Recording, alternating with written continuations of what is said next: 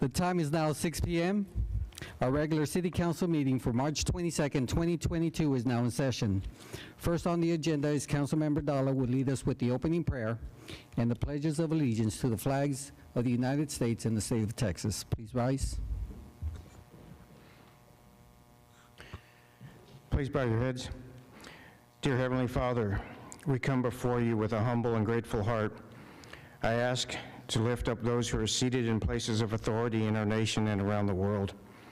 Please give them wisdom on the difficult issues they are discussing and deciding on our behalf, and help them to recognize rights are not granted by government, they're given by you. We ask that each representative would submit themselves to you, God, the ultimate authority in each one of our lives. As we look at the events around the world, we ask that you please protect and strengthen each of our families. We pray that leaders around the world will benefit from your wisdom and use their authority to find solutions that will allow peaceful and quiet living to return to those lands experiencing violence and destruction. We pray for those who lead us and do not know the saving grace of Jesus Christ, and pray they will come to know you. We ask this in Jesus' name, amen. I pledge allegiance to the flag of the United States of America and to the republic for which it stands, one nation, under God, indivisible, with liberty and justice for all. Honor the Texas flag. I pledge allegiance to thee, Texas, one state under God, one and indivisible.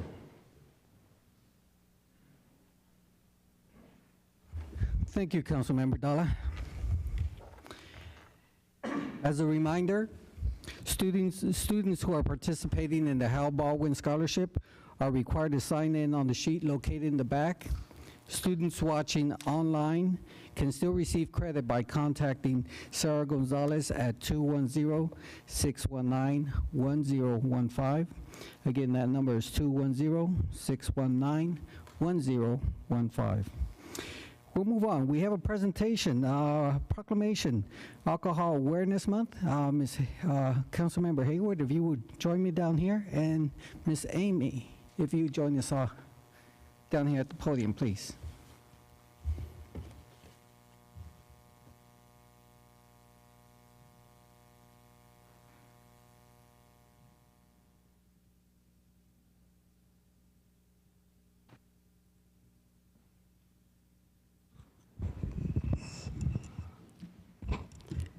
Alcohol Awareness Month, April 2022.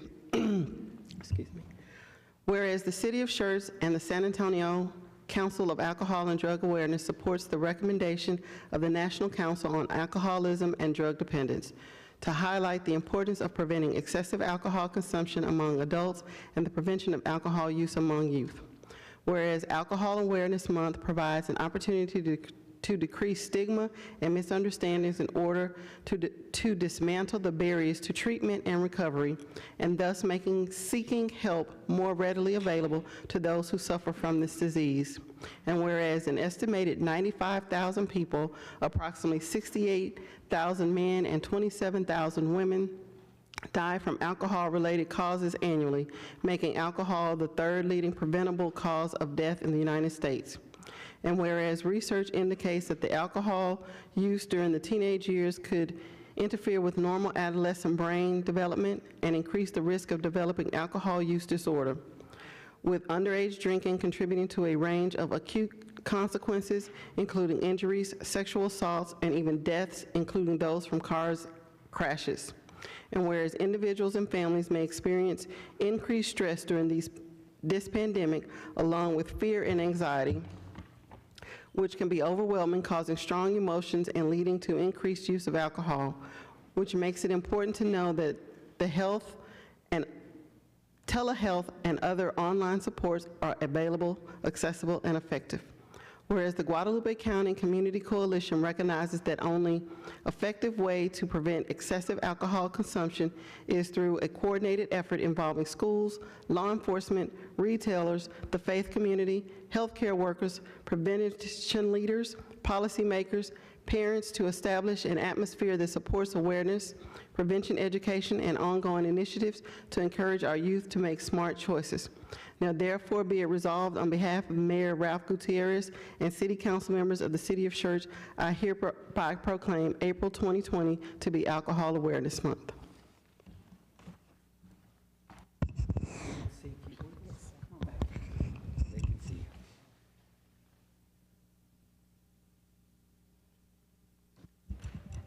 So good evening, Mayor. Thank you so much.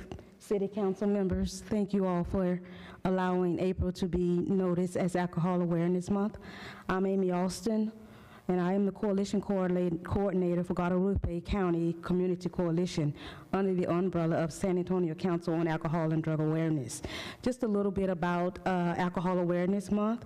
The National Alcohol Awareness Month was funded by the National Council on Alcoholism and Drug Dependency in 1987 to educate the masses about America's #1 heart problem, alcohol dependence, claiming the lives of more than 90,000 people every year.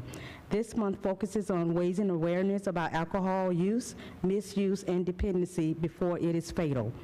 Since its inception in 1987, the National Alcohol Awareness Month have saved many lives from alcohol-related deaths. According to the Texas School Survey for 2020, 56.8% of high school students surveyed reported they obtained alcohol in social settings, such as home, friends, family members, and parties. And also just a little bit about the Guadalupe Community Coalition.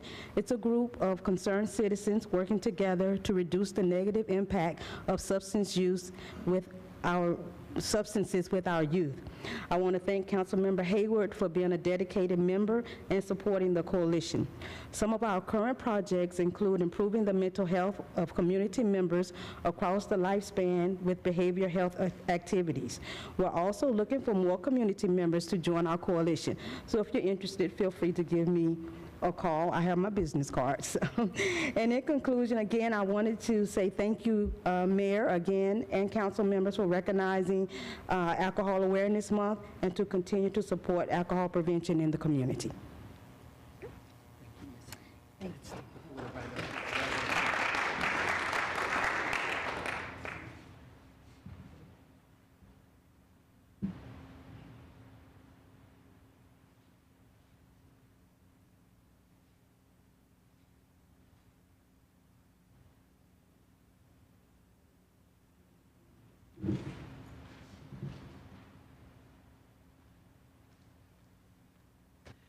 Thanks again, Ms. Austin. The impact that you have in our community, like you said, awareness is very important, and it's entirely up to all of us to be involved and help those individuals that need our assistance.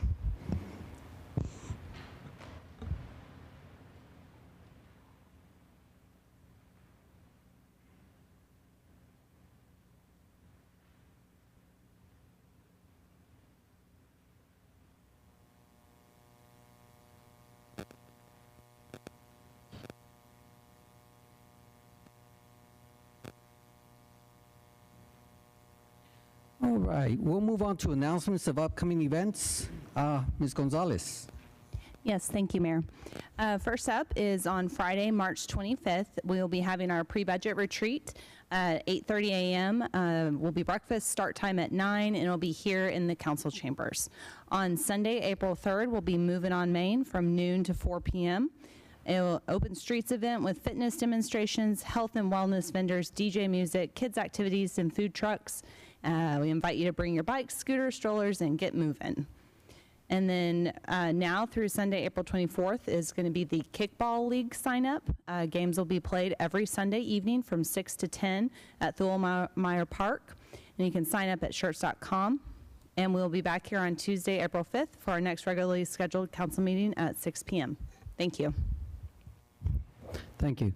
Announcements of, and recognitions by our city manager, Dr. Brown. I just have one this evening. I'd like to recognize Cindy Simmons and Sarah Gonzalez for the great work they did on organizing and executing our employee remembrance ceremony. Thank you so much. I think they did a great job moving it to the Civic Center, and I think it was a very meaningful ceremony, so we appreciate it.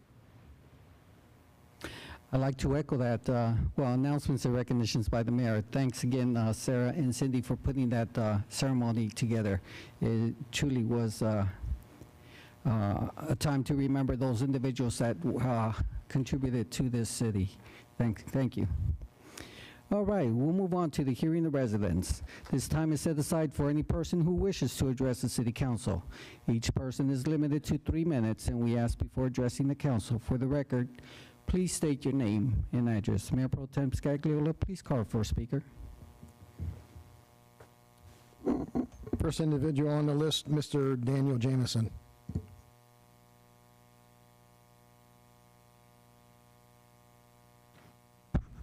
Good evening, Mayor, Council. My name is Daniel Jamison, 1048 Richmond Drive here in Schertz.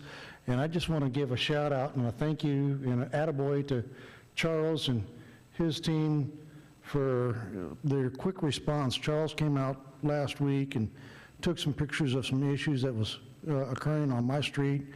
And by the next day or two, a crew was out painting the street and the sidewalk and everything else. And yesterday morning, a crew was out there in the rain cutting the concrete and asphalt, and another crew was out this morning in the rain and in preparation. And I just want to give an attaboy to the city staff, to the way they've really responded to city issues and trying to take care of his city issues. And keep up the good work, guys. You're going to do good work for the city. Thank you.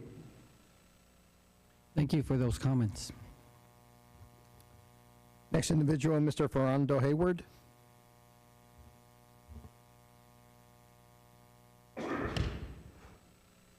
Mayor, Council, I come as myself, a resident, a citizen, not Mr. Hayward. I come to talk about TSAC in this sense. I want to thank Kathy, the city engineer, AJ for traffic, and John Novak for the work being done with TSAC, with the roads, and what's being working. There's a lot being done as far as the roads, and my fear, concern is this, and I voiced it during the meeting, and I'm just here so everyone can hear it, so they know, and it's codified, that work is being done, progress is being made, but we know that it's going to take some time for the final result. So here's why I'm here. Communication, communication, communications, so the residents know that the city is actively solving it. Now, TSAC's not one of those pages, as we say, on the Schertz website that people go to, so make sure there's links to it everywhere. Brian James talked about at the TSAC meeting. I just want to make sure that it's out here once again. And the optimal word is communication. In the absence of this, the rumor mill takes over. I want to thank the post made on Facebook about bikes and bike safety. That was good, especially with spring break happening, more kids out on bikes. Again, communications, communications. Good job, keep the information flowing. I'm here in an orange shirt talking about communications. Orange represents MS awareness. This is also MS Awareness Month. I told some people in a couple of days, me and some of my other MS Warrior friends will be tackling the Galveston 70.3 Triathlon Ironman, and some other handful of others will be doing the full Ironman, the Texas Ironman. When you have events, let it be known, publicize it. Everything is not rainbows and unicorns. Alcohol awareness, that's a tough thing. Make sure that our residents know. Another thing, we got to make sure our residents know, human trafficking. I say that because the border is being overrun. If you don't think that human traffic isn't happening in our area, you're living under a rock. So it's not ugly, but citizens have to know what to do and how to react and how to help someone who's in need. And I mentioned that because January is Human Trafficking Month and nothing was posted. And the final, I'm concerned, Schertz is a lovely city to live in. Let's make it equally a lovely city to work in. My neighbor said it before, it seems like we have a lot of employees that are turning over.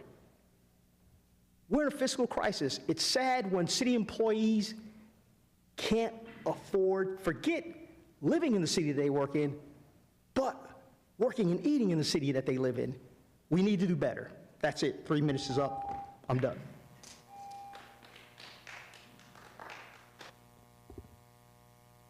Last person on the list, Mr. Stephen Nathan.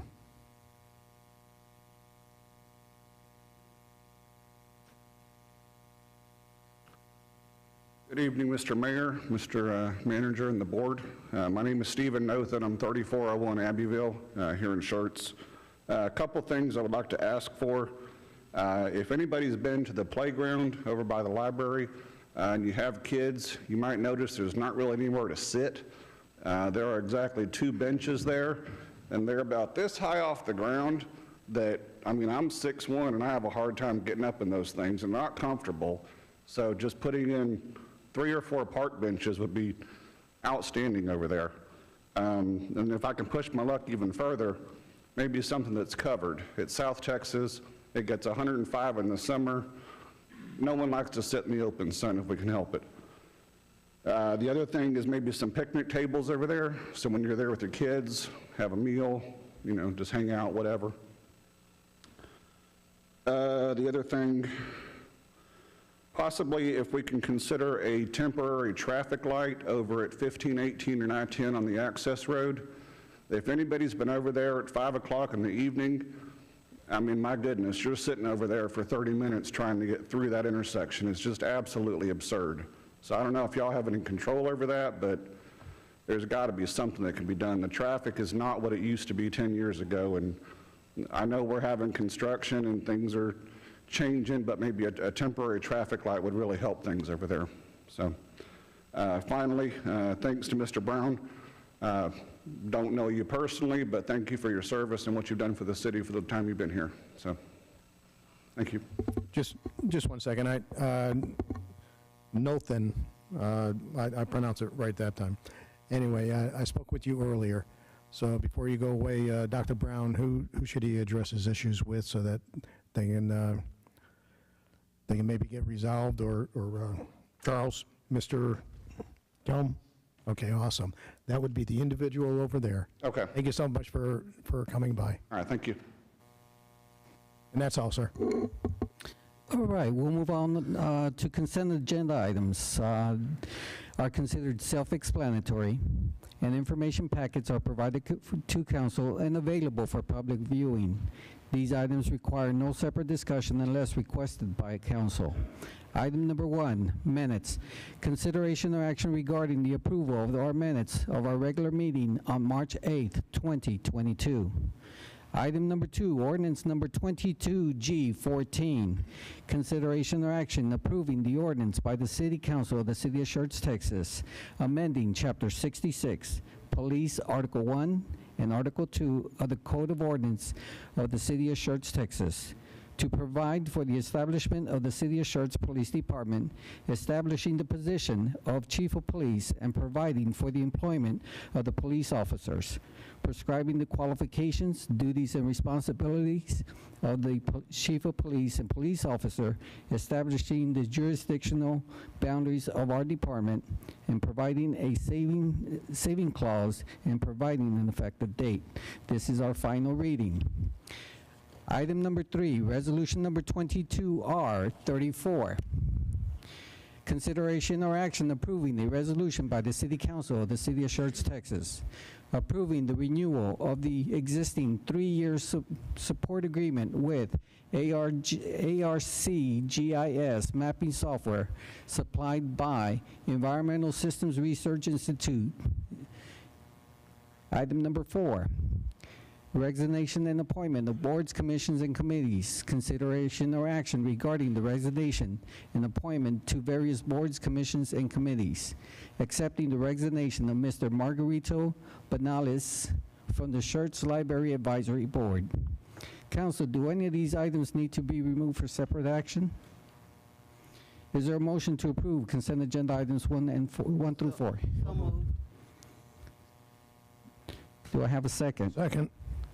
Motion's been made by Councilmember Davis and second by Councilmember Scagliola. Any other comments? Let's go ahead and call for the vote. Aye. Aye. Aye. Aye. Aye. Aye. We have 6 ayes, no objection, motion passes.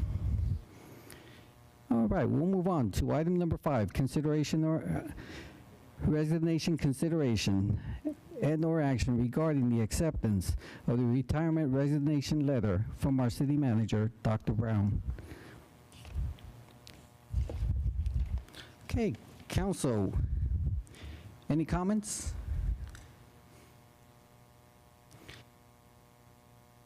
I'd like to just make a point that we appreciate the advance notice our city manager has provided concerning the vacancy that will be created, and also providing us a smooth transition and filling that vacancy. Dr. Mark has been here. You know, the beginning was not long ago, but the end is coming. The end is November 23rd will be his last day being our city manager here in Schertz. I want to sincerely express my gratitude to Dr. Mark Brown for his service to the city of Schertz as our city manager. His dedication and passion has been evident in everything he has done. I wish him and his family the best of luck in their future endeavors. Also, on behalf of our council, our residents, and our community, and myself, thank you, Dr. Brown. Thank you so much for your dedication and service. Thank you, Mayor. I really do appreciate those remarks. Thank you. Council, Okay, Council, do I have a motion to accept the retirement resignation letter? So moved. Do I have a second? Second. Okay, we have a motion by Councilmember Hayward, second by Councilmember Brown to accept the resignation letter submitted by Dr. Brown. Any other comments? Let's go ahead and call for the vote. Aye. Aye. Aye. Aye. Aye. Aye. We have 6 ayes, no objection, motion passes.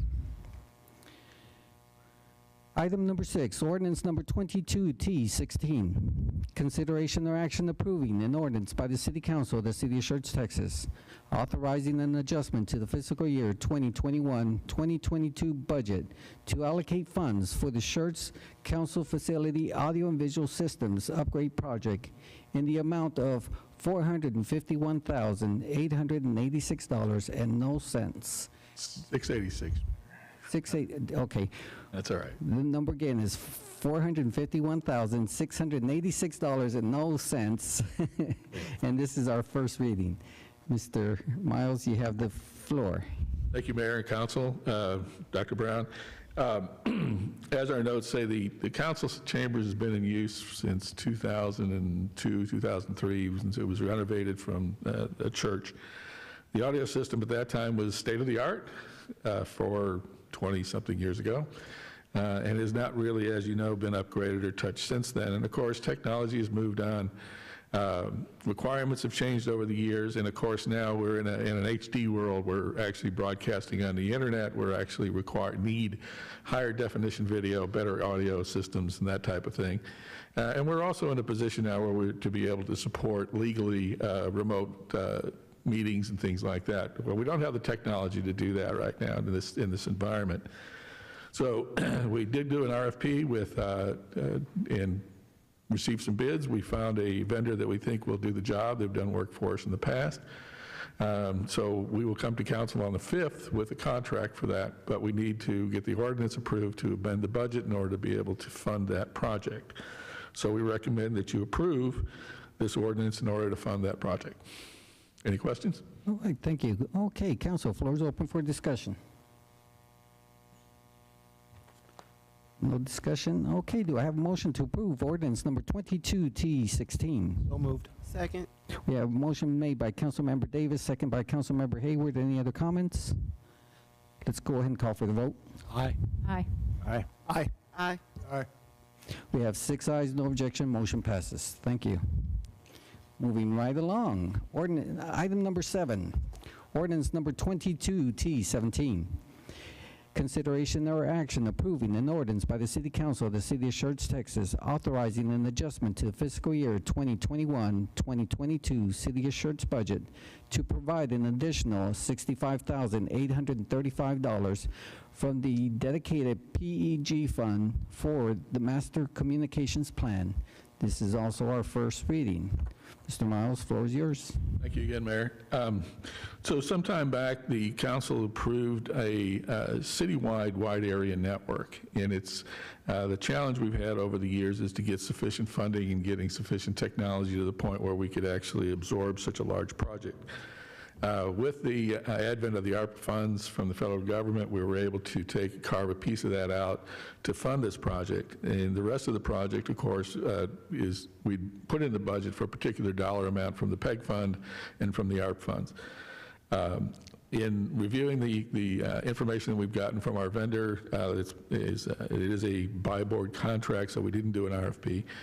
We came in a little bit higher than our initial expectations, so the object here is to provide the sufficient funding or the additional funding needed to go ahead and get that contract approved, and we will bring that contract to you again next on April 5th. All right, thank you. Council, floor is open for discussion.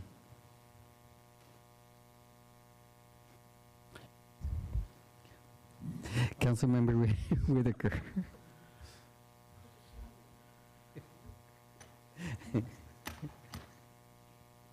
I just have a quick question. Can you, I read through the description, but can you, like in layman's terms, just tell me what this project provides? So, sure, and it's a very big project. So, the challenge we have, of course, for the city of Schertz in terms of knitting our systems, our buildings together, and all of our facilities is geography, right? So our shape of the city is somewhat unusual. We have facilities all the way up on the north side, up on I-35. Of course, we go all the way down I-10. In order for us to connect all of those facilities, there's only a couple technologies available. We can run fiber. A little hard to do that over the interstate, and the Union Pacific kind of objects to us drilling under their right-of-way. So what we did was we designed basically a large wireless network. Basically, it's a bunch of point-to-point radios that connect these facilities back to City Hall. So all the fire stations, all the lift stations that we're planning, all of the water tanks, all of those then will be knit into one big city network that will then accumulate information. The benefits are going to be, obviously, the SCADA system for Public Works being able to manage all their systems will all be done centrally now instead of having to run out there. The other big thing is that the PEG funds themselves are a dedicated fund. Okay, we can only use those funds in support of a planned public education government TV channel. So what we've decided, what we're doing with that is that we need to be able to provide content in order for that to work. So the object is to be able to use this facility and this structure to gather that content, centralize it, and then broadcast it out of here. So that gives us an authorization on that end. The rest of it is all a matter of bringing in together the wireless network, bringing in all the resources we need, police being able to do field reports, inspectors being able to work out in the field without having to come back to the city, those types of things. All of that requires a network to work on, and this builds out that network for us. Okay, so I think that's where I got confused. So it's kind of like two programs. It's collecting the information, allowing you to communicate. Correct. But then there is a separate public education or Yeah, so the long-term plan is to build out a sufficient network that will allow us to accumulate information to broadcast on a planned public education government TV channel. And we have the right to do that. That's something that the cable TV channels, it's in their contract with the states and with the local municipalities to provide that. The problem we have in the past is that we don't have the facilities to get the content. We're required to generate a minimum of 12 hours of original content every week in order to meet those obligations. Well, it's hard to do if you don't have a way to accumulate it all. So this gives us the ability to build that infrastructure out to gather that content from wherever, from parks, from from ball fields, anywhere that we have events going on, we can gather that information. Same thing with any of the meetings that we hold outside of this facility here. By knitting those together, we go out to Fire Station 3, for example, we can then broadcast all that information back to the city here, back out to, as part of our communications plan. Okay, thank you. No problem. Okay, council, any other comments? Is there a motion to approve ordinance number 22T17? So moved. Second. We have a motion by Councilmember Hayward and second by Councilmember Brown. Council, any other comments? Let's go ahead and call for the vote. Aye. Aye. Aye. Aye. Aye. Aye. Have 6 ayes, no objection, motion passes. Thank you. Thank you, Mayor. Thank you, council. Okay, we'll move on. We have a public hearing, ordinance number 22S11. Conduct a public hearing in consideration or action on a request to rezone approximately 9 acres of land from General Business GB and Pre-Development District PRE to General Business GB and General Business District GB2, located approximately 3,000 feet east of the intersection of Schwab Road and IH-35 Access Road, also known as a portion of Comal County, property identification number 78178, City of Schertz, Comal County, Texas. First reading. Ms. Harrison, you have the floor. Good evening, Mayor, Dr. Brown, Council. My name is Megan Harrison. This is for ordinance 22S11. So here is the property outlined in green. Here is I-35, Schwab Road. For another part of reference, this is Cisco and then the Amazon Distribution Center. Here is the public hearing notice map that was sent out on January 28, 2022, where we received one that was neutral and one that was in favor. We did send a publication for the newspaper on March 2nd, 2022. Here's the current zoning map. So as you can see, identified with the yellow star, it has the current zoning of general business along the frontage and pre-development along the back. The applicant is requesting to take the approximately 9 acres of land and maintain that general business designation, however, to reduce it to approximately 400 feet. And then the back portion, take it from the pre-development and the general business and have general business 2 designation. So they're going to be taking that GB, maintaining it on the front, but then having the general business 2 on the back side of the property. Here's the current comprehensive land use plan. So it kind of did a blue outline to show the property because it is a part of a larger tract of 114 acres, but it's approximately 9 acres that they're going through the rezoning. So it shows the commercial campus along the frontage and the agricultural conservation along the back. The Planning and Zoning Commission did hold a public hearing on February 9th, 2022, where they made a recommendation to City Council with an approval vote of 7-0. At this time, staff is recommending approval of the rezoning from general business and pre-development to general business and general business 2. Mayor, the applicant is here with the presentation as well.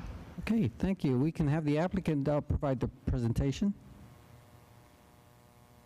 If you could please state your name, address, and your position, please. Hi, good evening, Council. I'm Ashley Fairman, Gillen Griffin and Fairman. I'm here today on behalf of the property owner and Southern Tire. Thank you, Megan, for the presentation. So many of you are probably familiar with Southern Tire and their current facility on 35 near Schertz Parkway on the opposite side of 35. So Southern Tire came to this property in 2019 or so, but it was a tire facility for changing tires and general repair since 1999. And Southern Tire, when they acquired it, they decided that they needed more space.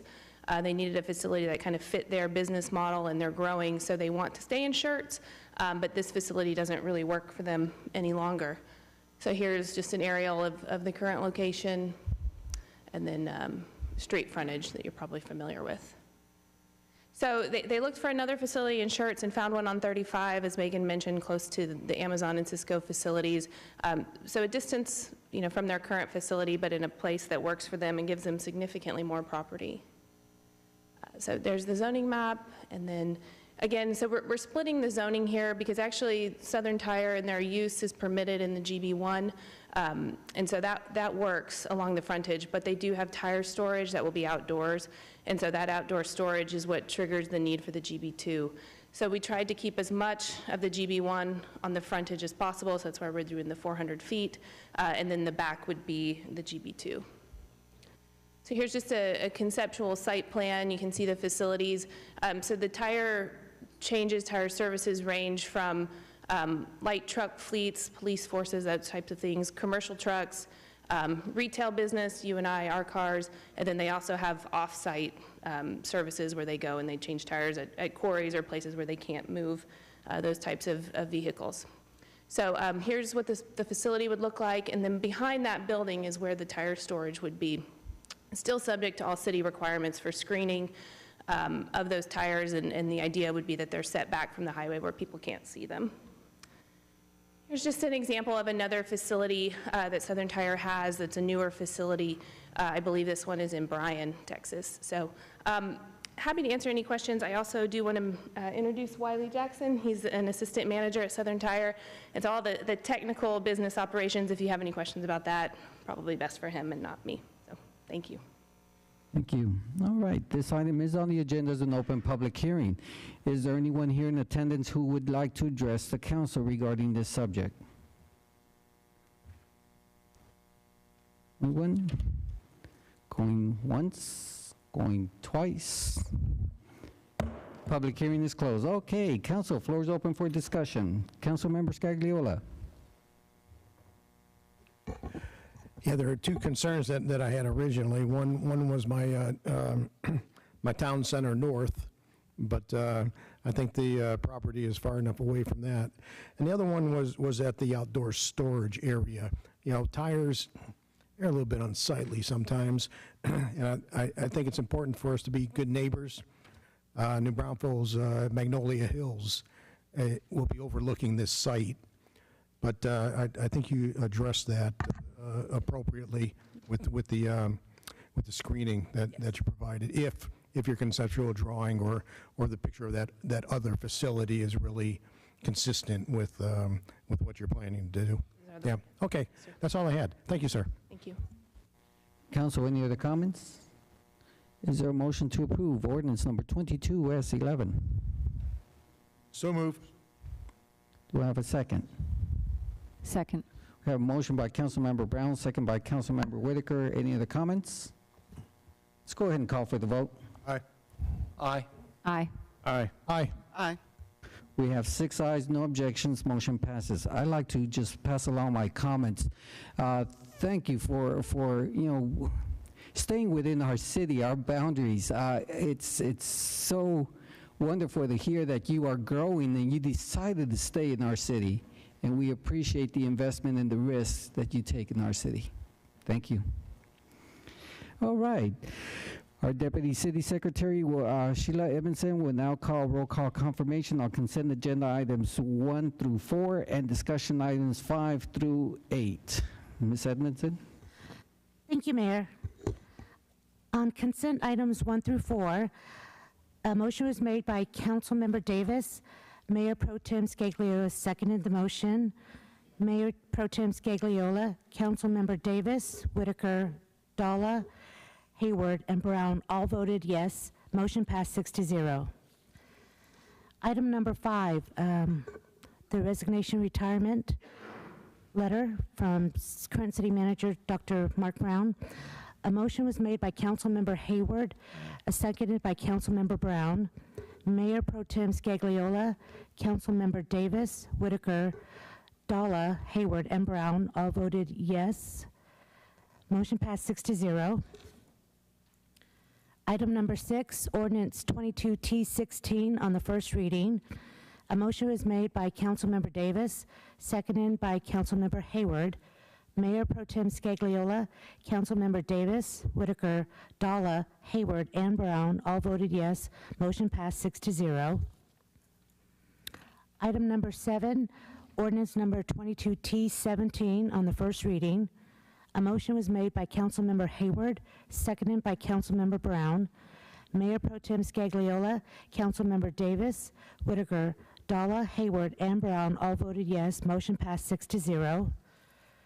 Item number 8, ordinance number 22S11 on the first reading.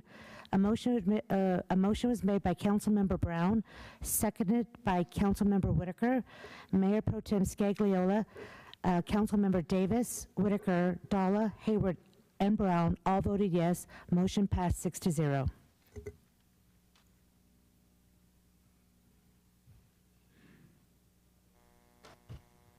Thank you, Ms. Edmondson. All right, we have our workshop. Discussion on the Main Street vision and challenges, including parking and non-conforming uses. Mr. James. Mayor, thank you very much. Let's see if I can get this working here. So just a reminder before we kick this off, what the community's vision for Main Street is based on the past public input sessions we have. So one is mixed-use development. Folks want a variety of uses down there, and we have some of those, maybe not as broad as we'd like, but it's a variety of uses. They want it art-centered with activities and programs for kids and for adults. They want restaurants with or without outdoor seating, so kind of both. They want places for shopping, they want to see restoration of those historic buildings, and then they want to see attractions. That was some of the feedback we got that folks want. Probably not dissimilar to what some of the communities around us, New Braunfels, places like that, have in their downtown areas, their main streets, their county squares. And certainly, as we know, those folks outlined some of the opportunities and concerns. The location is a positive. It's on US Highway 78. Now it's set off from that, but it's the end of 78 and Schertz Parkway, right by 1518. So a lot of traffic goes nearby. We've got some good infrastructure in terms of the area, in terms of what's down there to allow more development to occur. Things are not typically undersized. The historic character of it's seen as a positive. We have vacant buildings. On one hand, you say, well, that seems like a negative. But that provides the opportunity for folks to move into those vacant buildings and bring in new uses. This is older, so I don't think we have too many vacant buildings today, so we've done well with that. And we still have a few pieces of vacant land. There's good connectivity. You can easily get to 1518. You can head down to get to 1604. Again, you're about halfway between 35 and IH-10. You're between the communities to the east and west of us to draw folks in. And there's a lot of city and community support. I think a lot of folks who move to Schertz, they like that small town feel, they like the sense of community, and they want that gathering place. And so we see that when we do things on Main Street, or when there are issues or positives on Main Street, we hear about it from folks. But we do have some negatives. The railway noise is one. We've discussed in the past before you the quiet zones and the challenges there. A big one is the FEMA floodplain. It makes it much more expensive to develop and invest in things like that. One that they note, and we'll talk about this as a bit, is the incompatibility of adjacent uses. That's been noted for a long time. Some of the uses are not consistent with where we want to go. There are also parking limitations, and we've seen that, and so we'll talk about that today. And then there were existing zoning limitations in terms of what folks could do, how difficult it was to develop, things like that. And so some of these we've dealt with a little better, some have kind of gone away, but most of them are still around in one form or another. And so in terms of what we've done is we've created those new zoning districts, the Main Street mixed use, the Main Street mixed use new development, to make it easier for folks to develop. And we've seen a lot of activity. They both have appropriate uses for the area and where we're heading, and then they also have modified development standards to account for the fact that many of these were originally constructed as single-family homes on single-family lots. They're fairly tight. What works in terms of greenfield development, so for example, the last item that we saw with Southern Tire, those standards that make sense out there don't make sense down on Main Street. We have the local flavor grant and the historic preservation grants, and we've given a significant amount of grant money out there to allow for that redevelopment and preservation. We've made modifications to our floodplain ordinance to make it easier for people to invest in properties. We've done events such as Moving on Main. When we've had to cancel events due to the weather, we've rescheduled them for Main Street. So we've had activities to try to get folks down on Main Street to see what it's about. Again, I think, fingers crossed, if we have good weather coming up in a week, we should get a really good turnout for the Moving on Main. We've also tried to raise awareness through Schertz Magazine. A lot of the articles that folks see, cover Main Street, cover the things going on down there. We also have our Main Street improvement concepts that the committee was walked through last time by our consultant, Kimley Horn. Then we've added the public parking lots. And so that, I think, in conjunction with the private sector, because this is how we really approach it, a partnership, there has been significant investment from private owners out there. The Main Street today looks very different than it looked 5 years ago or 10 years ago or 20 years ago. And so we have new businesses down on Main Street. We've got new buildings going up on Main Street. Again, they're taking it upon themselves to generate activity down on Main Street with the farmers market and things like that. So to some degree, if we talk about how this probably should work, there's that element of public-private. It's not folks showing up asking the city for a handout. It's not the city saying, it's all on you guys. We try to find the areas we can work together and support one another and move it forward. So we've had a lot of, again, investment down on Main Street. And so we certainly appreciate that. You know, what's on the horizon? The Main Street Committee had a plan presented to them for $5.9 million worth of improvements, and that's to get us a really solid Main Street. Now, for those who've not seen that before, there was also an option for almost $10 million that you could really go grand with it. But in that 5.9 does not include the cost of underground facilities. We're having conversations with Jbsa about bringing those utilities underground, changing the look, changing the feel, changing some of those impacts with it as well. And then we also have the art program that we've talked about at length that we're trying to time with this. But we have a big problem that's risen lately. And that really has to do with those two things I pointed out on the earlier slide, which is the incompatibility of uses, and it's the parking limitations. And if we didn't necessarily have one of those challenges, it may not be as much of a problem as it is now, but between the two, it's creating a significant issue for us moving forward. And I think as staff has tried to deal with it, we've had multiple conversations with some of those business owners when we put in the sidewalks initially on the south side, as we've dealt with it recently. Staff has come to the position that to some degree there's a bit of inherent conflict between those uses and the challenges that we're having in the context of Main Street. If this were out on 3009 or 78, it may not be as big of a problem, but inherently it's a problem on Main Street. And so one of the things to point out is we have a number of different zoning districts. We have approximately 35 parcels, depending on how you sort of split it up and do it, but a fairly good number that are zoned general business GB. And if you remember back when, most of the parcels were either zoned GB or residential. We've had a lot of property owners come in with the waiver of fees to zone the Main Street mixed use. But GB allows by right automobile repairs and service minor is the category. And then we also have truck rental, which isn't specifically called out. You can argue it's an allowed use, not an allowed use. But then we also have non-conforming uses with automobile repairs and service major that exist. And so when you read the definitions of both, clearly an auto body repair shop is a major, some heavier work is major, but as you read the definition of minor, it really sort of describes what I would say is your typical oil change place. They do a bit more than oil changes. You know, you go in, you need an air filter change, you've got a minor repair, you need your vehicle inspection done. They'll do that sort of stuff for you. But it really is the way the definition reads. It's that oil change facility that does a variety of things, often to upsell you on a few things, whatnot. It's not your typical auto repair garage that you go in and you have your brake pads replaced in. That would typically kind of fall into major. And the problem we have with that is we're having issues. And so where it's kind of come to a head, I think, is because of the issue of parking. And I'll cover some pictures. These are pictures I didn't, not the ones I took myself, but I got from folks who've been out there, but a couple of things you can see. So obviously we have parking hanging over the sidewalk, a car awaiting some repair work. Again, it looks like, you know, somebody's teenage kid perhaps had a bad day with that. Could have been mine, could have been some others in this room who I know have teenage kids driving.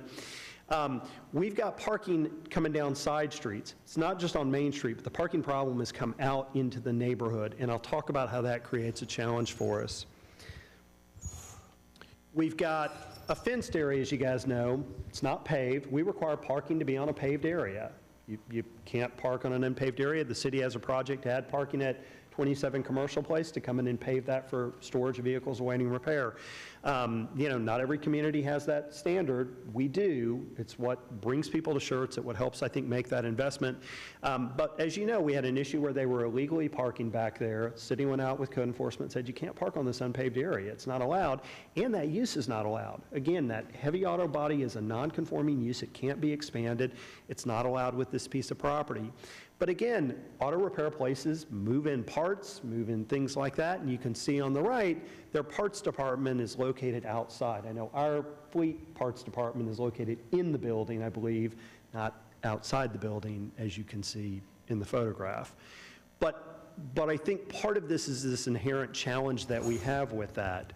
Again, vehicles parking on the unpaved area. This has been after we've gone out and said you can't do it. We've received complaints from property owners that they're parking on their property and doing work on cars. You can see this example. They parked so many cars on the sides of the road that when they have a tow truck come in, it's in the lane of traffic, unloading a car, and folks are having to move around it. And so when we talk to them, there are obviously reasons, the material shortage that globally is occurring, but really what it's done is brought some things to a head, because we've always had some of these issues. We've had these, vehicles parking behind buildings, in grass areas, overflowing dumpsters with cardboard and things like that come with it, tires that are placed out or in trailers all over that are not allowed, and we kind of became immune to it for a while and didn't deal with it. And so one of the things that we've talked about a lot with the Main Street Committee is that we just need to go out and start enforcing some of those codes that we've got.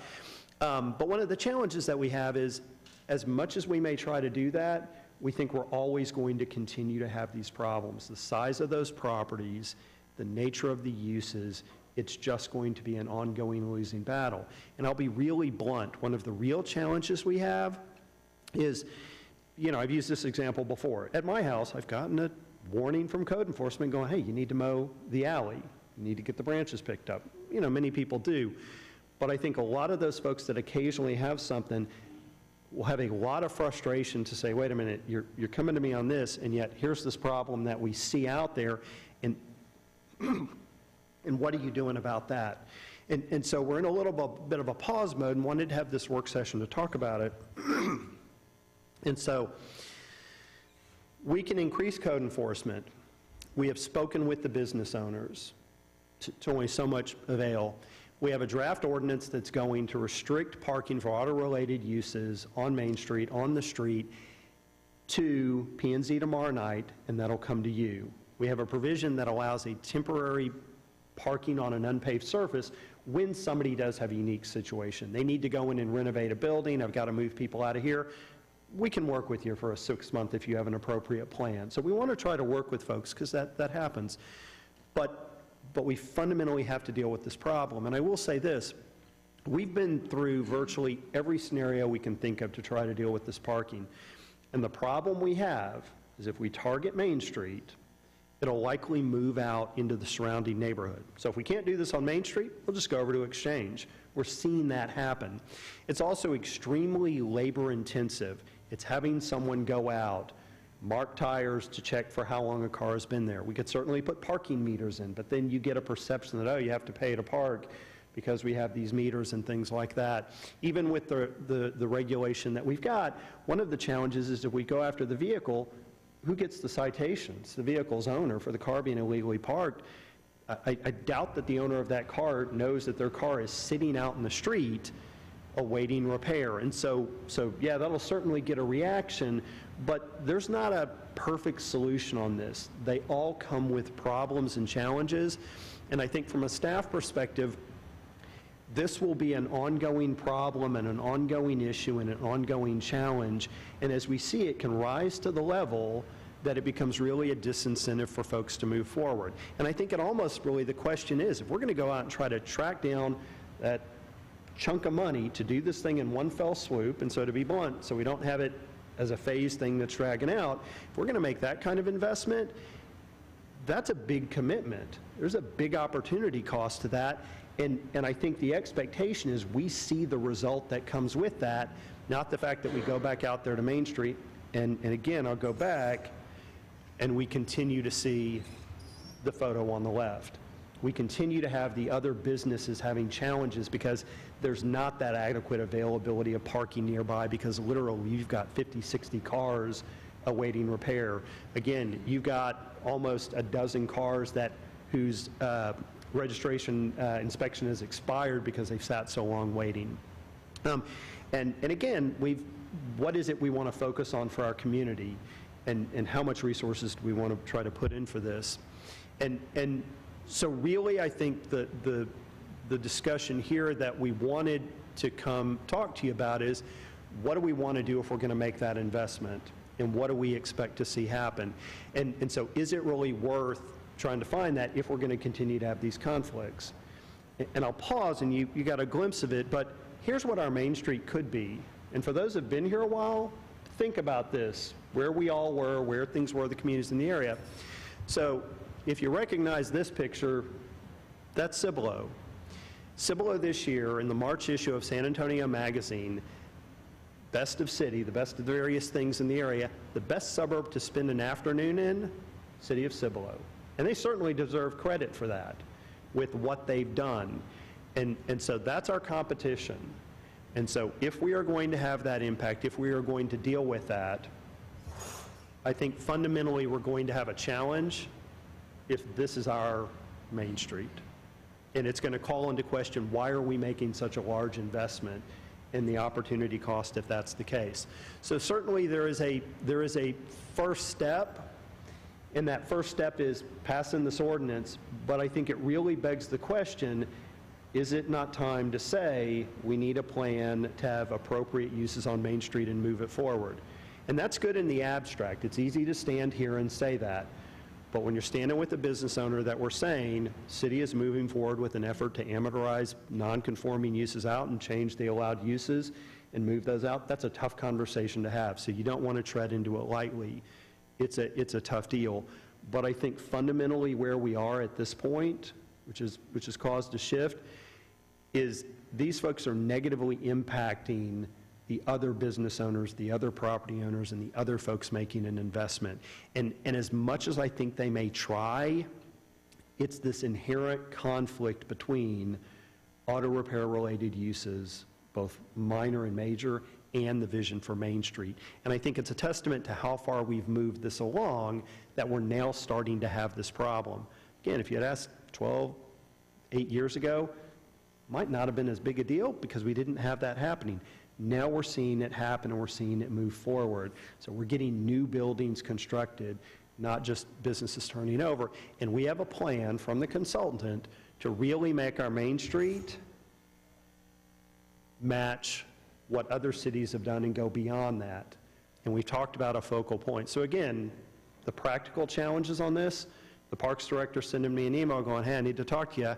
How are we going to deal with moving on Main with all of these cars parked out there? Yeah, we've got to find that solution, and we can't continue to have that issue going forward.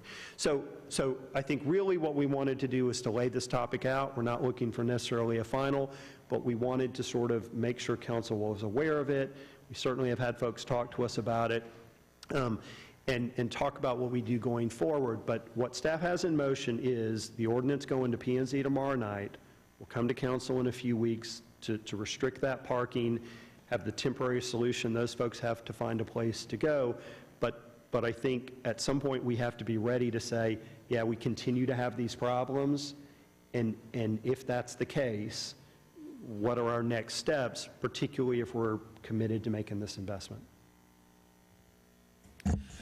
Thank you, Mr. James. Councilmember Whitaker.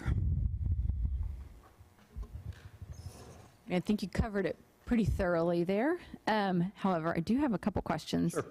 Well, so first of all, I mean, as recently as 2 years ago, I actually used one of the businesses there, and I pulled my car all the way into the parking lot and up to the building and walked inside to get service, and came back a few days later, whatever. So in just 2 years, it has changed dramatically. I mean, you can't even see the building at this point. I don't know how they get the cars in and out. So one question would be, so what, I wasn't clear on what the current zoning is. Is it whatever, the GB with the minor repairs, or is that one property with the most vehicles out there, is that a non-conforming? So from a staff's perspective, the tire place, the auto repair garage, and the collision center, we would say they fall into the definition of major and that they are non-conforming uses. However, if we're going to make this effort and say we've got to deal with those auto repair major, we probably need to deal with somebody trying to convert one of those to auto repair minor, because I think the same thing would apply. Not as significant, not as severe, but I think you have an oil change place that does, you know, belts and filters and things like that. Those challenges are just the same. But what is the current zoning at those? The current zoning of those properties is GB. Which allows auto repair minor, but So those uses are all auto repair major, so they're all non-conforming. Okay, and so when you say they're all non-conforming, does that mean some entity has given them the blessing and approval to do what they're doing, or you're saying that they took it upon themselves to do something that does not match their current zoning? I'm not commenting either way on how that happened. Well, at some point inherently what it is, let me offer this. So I guess formally, were they given permission to? What likely happened is that at some point in time, the zoning was different and their use was allowed, or over time, their use sort of morphed and somebody gave them a blessing and moved it forward. We really, from a staff perspective, don't know. We can't find records that go so far back to say, wait a minute, this is what you were permitted as and you've converted to a major. So likely what happened is at some point somebody said, yeah, that's okay, or it was okay under the zoning at the time and somebody said that. And that's just changed over time when we update and amend our ordinances, things like that. So if they're doing something that is not appropriate for the current zoning, you were very gentle about what, we may have to take steps. Specifically, what steps could be taken to enforce that particular, like if we wanted to say, let's just go all that way, if we wanted to say we are absolutely not going to allow major auto repairs there, and we define them as XYZ, and you're clearly doing that, what happens? So what we would typically do, and this is a technical point, and Adolfo's going, I'm glad I showed up for this one tonight.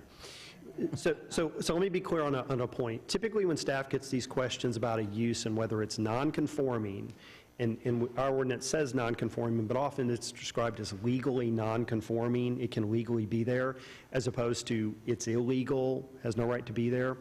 Part of what we do is we look back in time and say, can we figure out when they started that use and was it allowed at the time? And most often, our records just don't go back far enough, and our position is we can't make the case definitively that on this day they opened up and started doing this thing illegally if they were not. So we describe them as non-conforming. But what we have the ability to do is basically go in and through ordinances say, we're going to amortize out non-conforming uses. We're going to pass new codes and regulations to say, for folks in this area, this situation, this is a time frame by which you will no longer be able to continue that use. So as of this day, effectively, your use has to stop. And they can't continue to operate. That's what effectively it means. And that's a big step. So again, I think staff's fine trying this ordinance, see where we get, but really I think we're not optimistic. We've not had a good response from the folks on some of the challenges, whether it was when we put in the sidewalks and said, I got to have you stay off the sidewalk and cars stay on the sidewalk, whether it's tires showing up in a big stack behind a building or cars parked behind a building, this issue of, hey, you're killing us with parking cars in front of neighboring businesses. And I don't think it's bad folks. I think it's just the nature of the business. It's that challenge that we have. So yeah, it would effectively be passing a series of ordinances to put a timeline in place to say at this point, your use has to cease. Okay. Very interesting. My final point would be, I sure wish those business owners would follow the route of the other business owner from earlier tonight, where they acknowledge they've outgrown their space. Yeah. And, it would be great to see them move to somewhere else in Schertz where they can actually expand. I think their business would prosper. And, in the short term, it might be more expensive, but in the long term, they would have more opportunity. The, surrounding businesses would send business their way if they didn't, if they supported them as well, so. And I would agree. We've seen that with different businesses outgrowing a space, moving to a new location, realizing that it doesn't work. And part of it is realizing it's not just working for them, but it's not working for your neighbors. And that's really, I think, where then the city has that interest, this spillover negative effect. That's all I have. Councilmember Scagliola. Yeah, as an analyst, one of the things I promote is you find out, if you want to fix a problem, what the real problem is. Because going about fixing the symptoms of a problem don't really fix the problem. So, looking at this, what or whom is the biggest culprit in this? If we're looking at a parsimonious model, what could take care of 75-80% of the problem right off the bat? So I will say I think that 75-80% of the problem is the auto body repair shop on Main Street. I'll get to that in a second, but chances are we ought to see if we could work with that. Because talk about the short-term versus long-term parking, I think pretty much we know what the answer is. It's the long-term parking.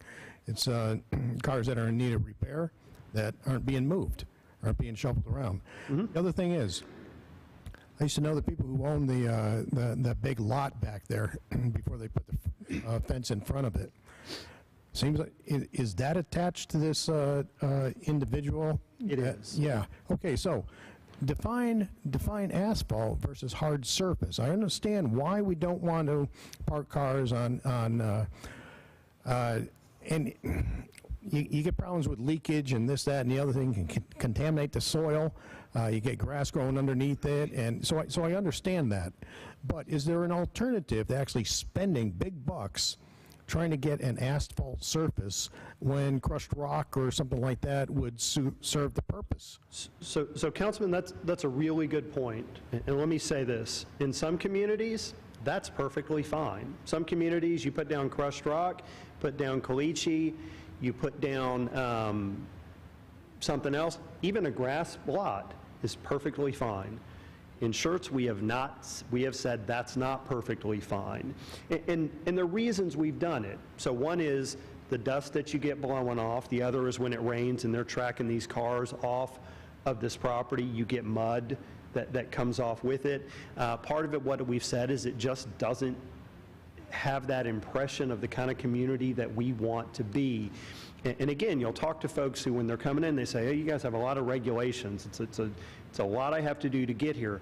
But once they come in and develop, they're often the people coming in going, make sure everybody else does it because I've made this big investment and I want that to be protected.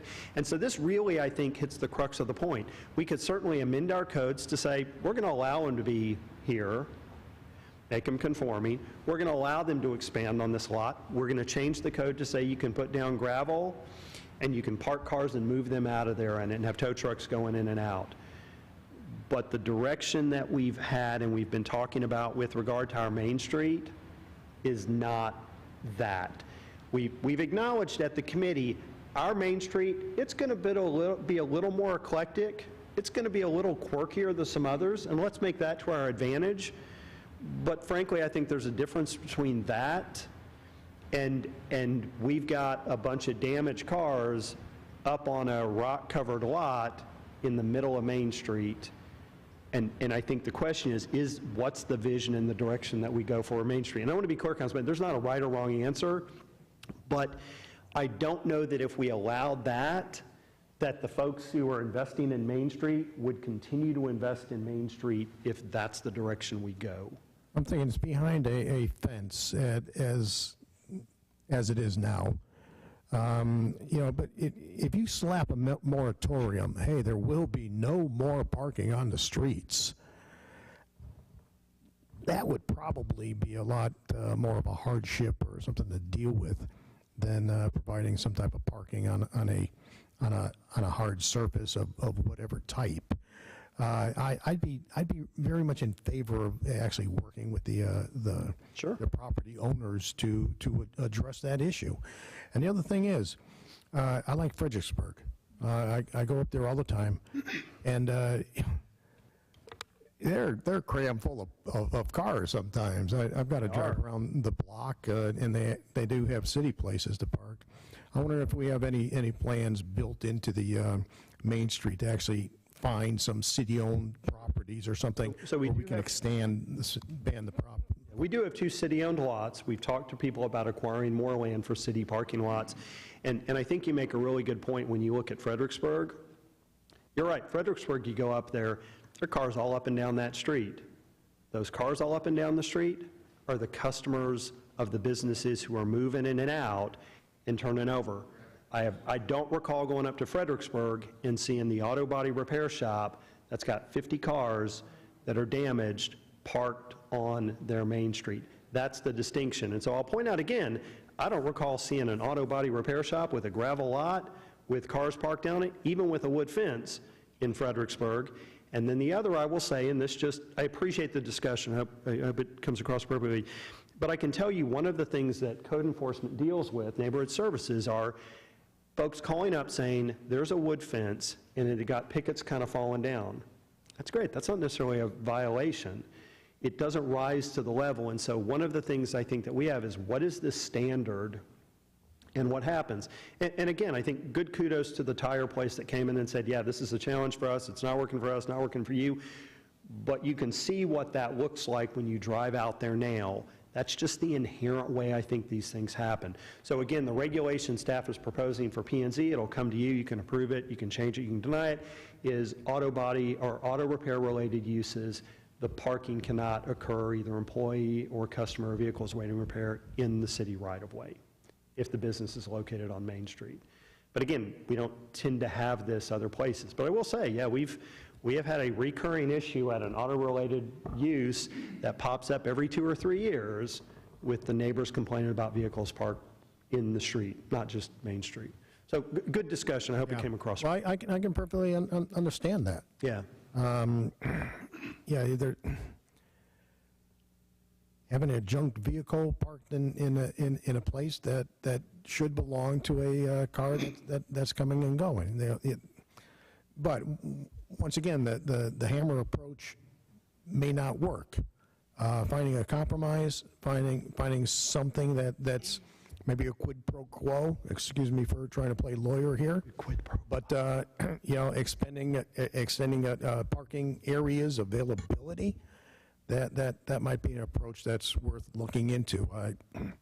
Yeah, you got your hands full, Brian. No, I appreciate it, Councilman. I will say this, staff acknowledges typically what we understand the approach of council to be is a carrot and a stick, find a win-win solution, let's think outside the box, see if we can find something that works for everybody. That's how we normally approach issues. Yeah. What we are coming to you here is one of those rare cases to say, despite all my conversations, we think we are just going to be kicking the can down the road, and we are going to be having frustration from residents, from business owners, from folks like that. And again, part of it is, if we are going to really make this effort to try to track down those funds and make that big investment and do this thing so that we're not going, when's the next phase of the skateboard park coming in? When's the next phase of Main Street? I think people expect to see it turn and not go out there and go, this is great, but, so. I appreciate it. I'll stop talking now because I'm just sucking the air out of the room. Councilmember Hayward. So I know at Main Street we've had discussions on what to do because this seems to be a problem. I was down on Main Street today, and I don't think the cars were just parked on Main Street. I saw them going up File. Yep. I know it's affecting businesses, but I think it's also affecting some of those homeowners down there where they can't have a visitor come visit without somebody being in the way, and these cars are there. And having discussions in Main Street, it has been a tough thing. I understand we're talking about a temporary solution, but I'm at this point where you've tried to do the carrot approach, talk to the owner, work with the owner, hey, don't do this, don't do this. And I don't think that any solution really is going to get us there. But I'm at the point of, I don't necessarily know that it needs to be labor intensive, but we do know that there's cars parked on that street that have expired tags for registration. They look like they shouldn't even be on the street, like the one you had in the picture that's all cracked up in the front. At this point, I don't know any other way to get the owner's attention than if they have to get hit in the pocketbook. And by getting hit in the pocketbook, if it looks like the tags are expired or the car looks like it needs repair work, it needs to get snatched. And so, Councilwoman, if I may, And I appreciate that, but maybe just to get you to think, and I apologize for interrupting, sorry. We've thought about that. So one of the challenges that we have is we could go out there right now and any car that's expired, any car that's banged up, we could write an ordinance to deal with it.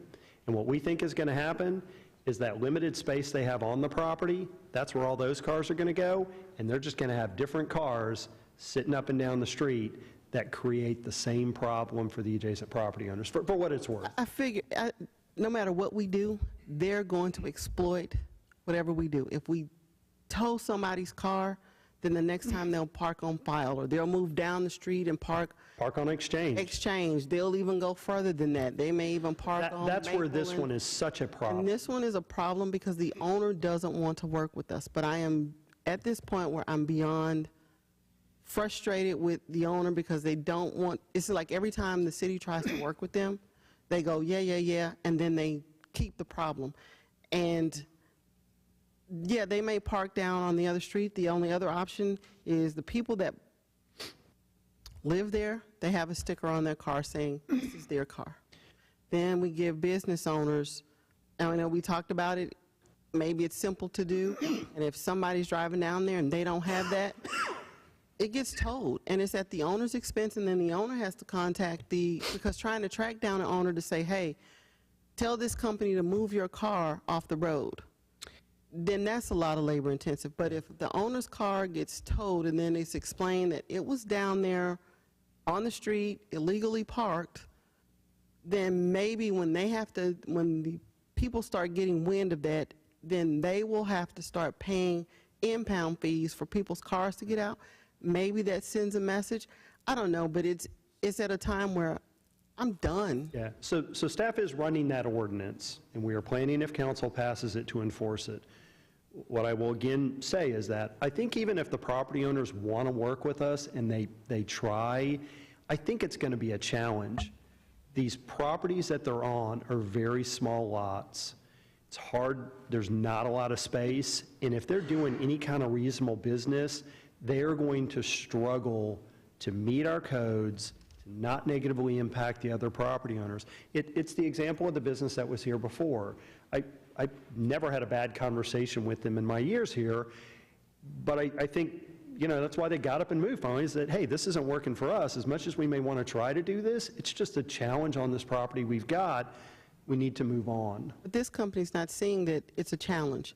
The other thought was, hey, start telling people if you can't work on the car, but the owner doesn't want to do that. We can't work on your car at the moment. We're this far backed up. Yeah.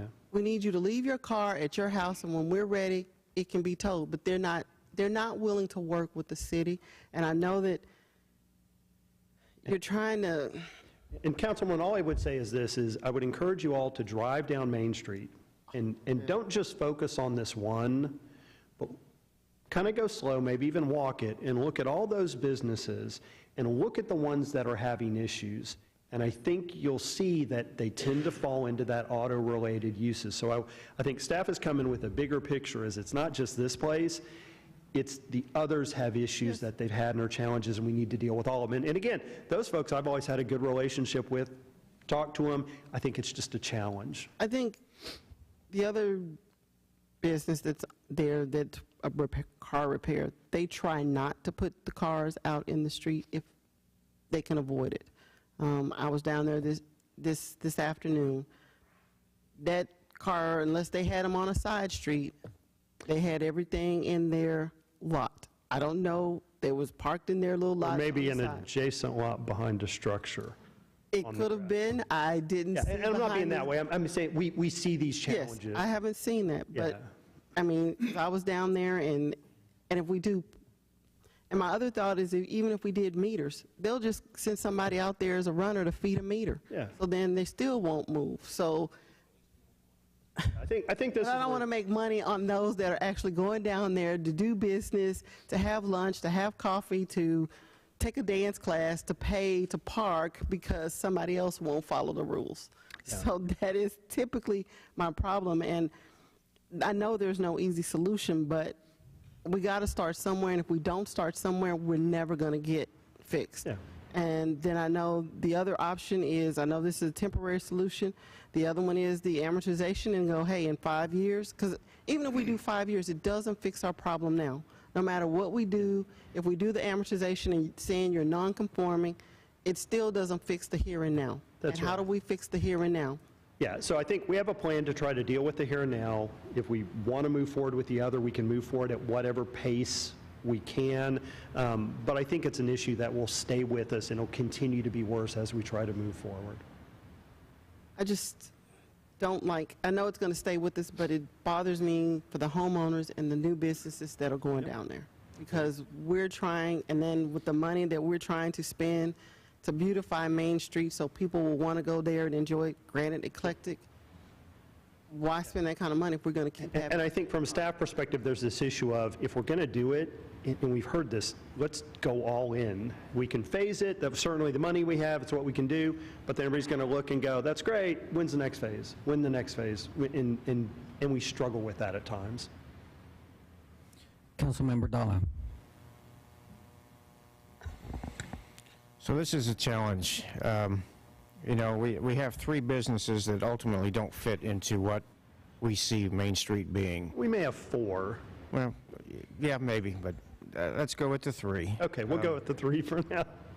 And, you know, and if we've already committed substantial funds to Main Street, we're planning to commit additional substantial amounts of money, you know, especially for a city this size. Yep.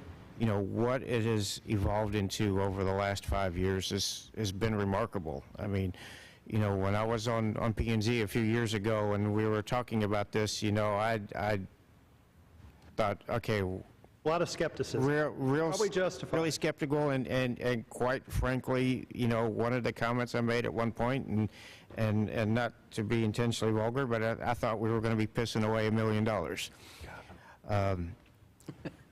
But it's turning into something that's becoming a place where people want to be. And credit to the business owners for that. And Those yes, folks making that you investment. know, and it hasn't just been the city that's invested significant amount of money into this, and it's becoming something. So, you know, long-term and short-term, I think we have 2 different issues that we need to deal with. And you know, long-term, I totally support the amortization idea. I think that's the only way that that's going to happen, is to put them on notice. And you know, and it's unfortunate, but you know, sometimes we have to pick winners and losers, and we have to do ultimately what's best for the entire city. And I think in this case, the amortization idea gets us there long term. Yeah. But then how do we solve our short-term problems and the challenges that the existing owners are facing down there, brought on mainly by one business? You know, we have ordinances in place. We're talking about some other stuff, and it's, in my mind, it's not about harassing somebody to the point of driving them away. It's about fairness for everybody that's down there that either owns or rents or lives on that street, to where their impact is the same as everybody else's on their neighbors. And this one business has a very disproportionate impact. And so how do we deal with that to provide some short-term relief for the people that are down there and trying to run a business while the amortization process plays itself out? And so you'll have that at your next meeting and the one after, next 2 meetings. Right.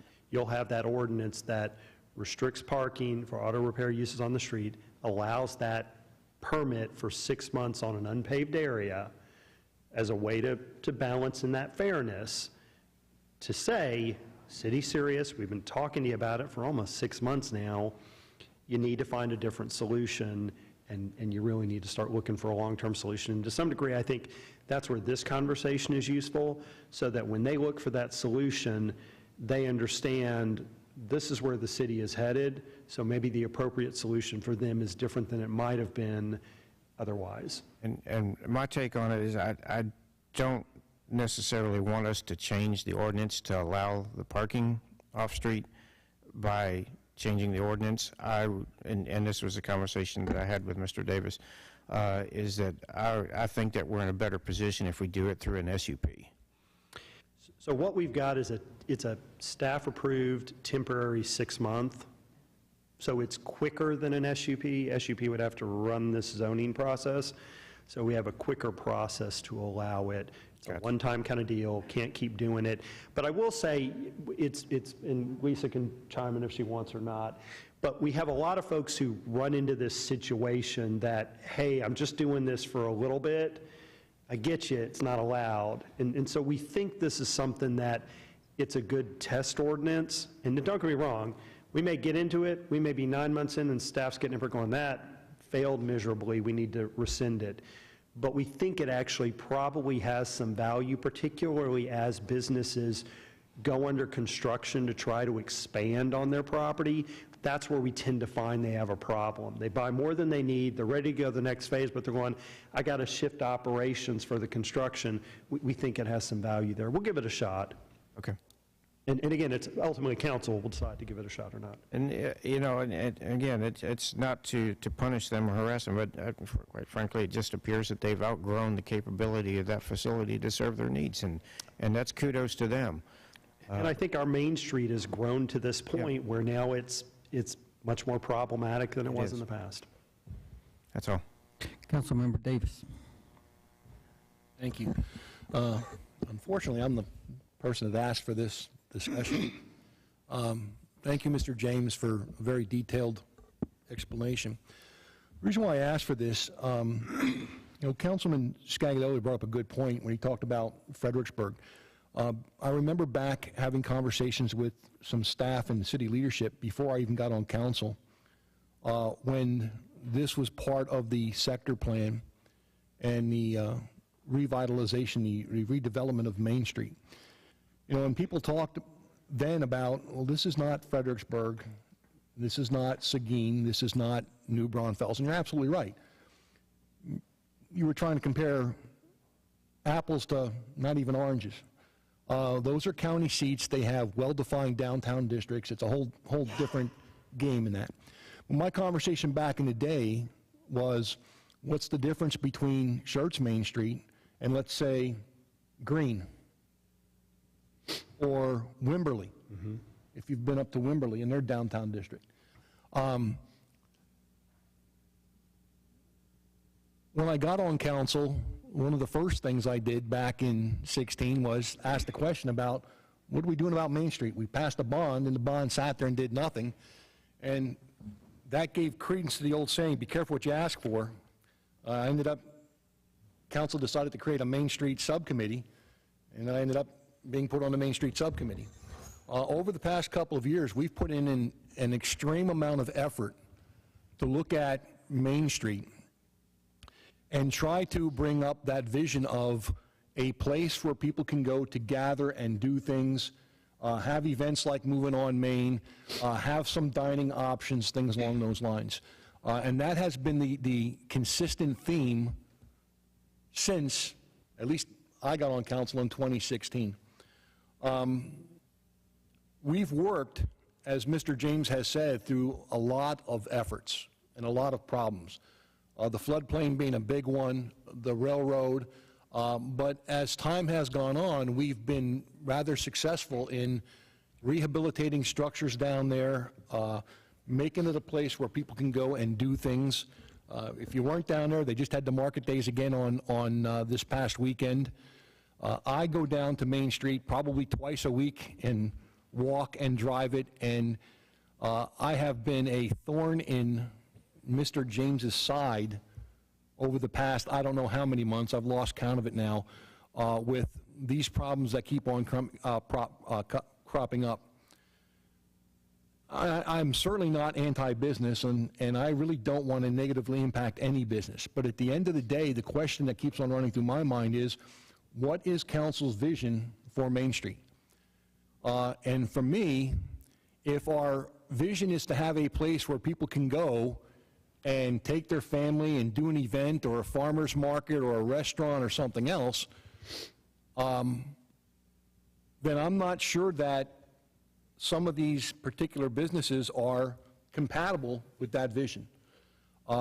We've had certainly problems with one business owner in particular, and you've seen the pictures. I think I took half of those pictures, to be honest with you.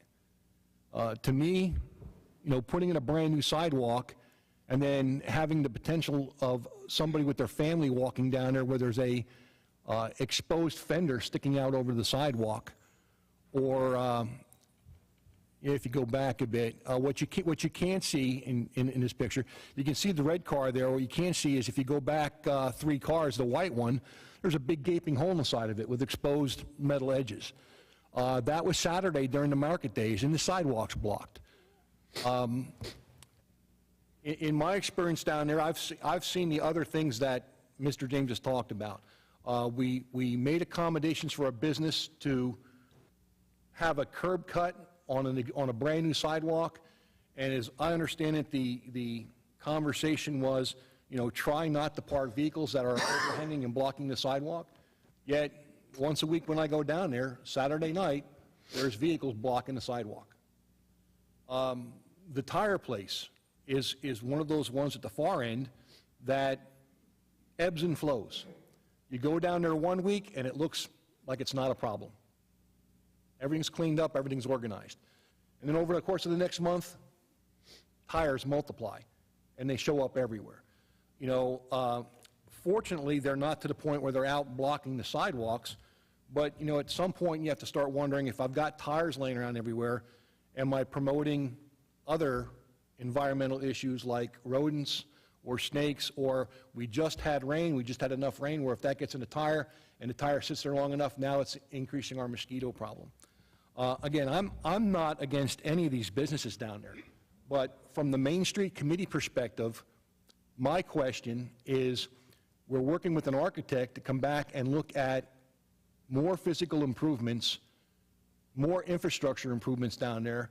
And to be honest with you, from my perspective on the Main Street Subcommittee and as a city council member, I cannot understand the logic or the wisdom of spending $4, $5, $6 million or more dollars to create this vision of Main Street, whether it's something along the lines of a Green or a Wimberley or a Cibolo,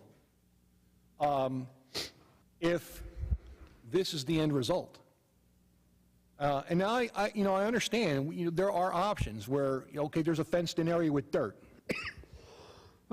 But again, is that the vision that you want for Main Street? That's not what you see in Cibolo. It's not what you see in Green. It's not what you see in Wimberley. You don't see it in Seguin or Fredericksburg or anywhere else, New Braunfels either. At the end of the day, the question for me comes down to, is this the appropriate type of activity for Main Street if this is our vision of Main Street? Don't get me wrong, if we're okay with it, then we're okay with it, but then at the end of the day, I think that means we need to change our vision of Main Street. So again, I asked this to be put on there because I would really like to have a discussion, some feedback from the rest of council as to which way we're going with this. At the end of the day, I think we have a vision. I think a lot of business owners have accepted that vision, have accepted the challenge. They're investing a lot of money down there. We have a proposal for a food truck court, which is not too far down from this building and another one. And again, where are they going to park? And how do they walk down the sidewalks like this to get to the food truck court? We've got a couple municipal lots down there. We've got a couple other areas where we could put in additional parking. The plan going forward was to look at marked parking on Main Street so we can identify specific parking spots instead of people just parking however they can. But we've had problems with, like I said, with these vehicles down here, blocking crosswalks, parking on other people's property. I've had conversations with property owners down there that have had vehicles dropped on their property, and when they contact this particular business owner, their response was, well, it's not my car. And in fact, it's sitting there with a repair tag stuck to the window.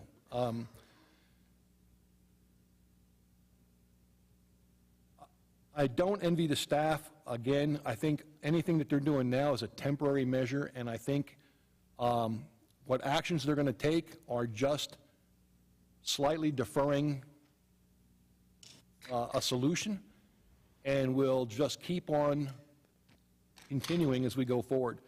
So I think we really do need to have the long discussion about what is the goal for Main Street, and is the amortization of certain types of properties or businesses the right way to go? Councilmember Brown. Yeah, I agree wholeheartedly, and it's, again, you know, how do we politely say that we don't want them here? Plain and simple. You know, however it happened, they've been allowed to grow that business, and yes, really it's only been the last 2 years that it's been untenable. Yeah. All right? But at the same time, they shouldn't have been there to begin with. Yeah. You know, our zoning has not been around that long, but it has been around for 20-some years, and one or two of those businesses may have been here that long, but I know that a couple of them have not. And how they morphed into what they are today has been, you know, not necessarily a ask permission, it's beg forgiveness. And we can't provide forgiveness anymore because they're taking advantage of the city. All right, we try to be good neighbors, we try to be a good steward to all 40-some thousand people, not just to one business. And if we have to penalize one business, so be it, or two businesses, so be it. If they don't want to be good neighbors, if they don't want to participate in the betterment of the community, maybe they should find another community. So I agree. You know, we've spent a lot of time and effort. The business owners have spent a lot of time and effort on moving that vision forward. There's a few other people that have ideas, but I think they're on hold right now, you know, because they don't know what's going to happen because of those businesses that don't conform. And I think we could see a relatively, you know, all things being equal, quick forward movement, you know, if we can clear that one obstacle. And I will say this, Councilman, I think a point you brought up is kind of reminded me, times change, things change. If you think back to what a main street in a city was 50, 60, 70 years ago, as you old enough to remember that, there was probably an auto repair facility. There was probably somebody's garage that was there that fit in, that did with everything. Sure, there was an operational marine repair. That's exactly right. And so it's the analogy I make is the impacts of grocery stores has changed in the 30 years I've been working in local government. The grocery store you remember as a kid, much smaller than the grocery store of today. You know, you walk down and they had Coke, maybe Diet Coke, maybe Pepsi, maybe Sprite, maybe a Shasta, something like that, and you could get a can or a bottle. Now H-E-B's got 2 aisles that are who knows how long, full of 50 different kinds of drink. You can get flavored water. You know, you can get cases of just bottled water. So grocery stores have a much bigger impact than they did before because their scale has changed, and I think that's part of it. Times change. Our downtown has changed, our Main Street has changed, and the nature of those uses has changed too. So.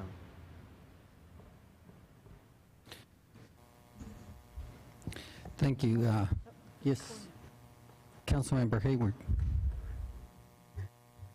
So when talking with Mark Davis and the amortization, I really have a struggle because when you have some businesses that's trying to do the right thing and be good neighbors, they're going to suffer because we have a business that is not doing the right thing and being a good neighbor.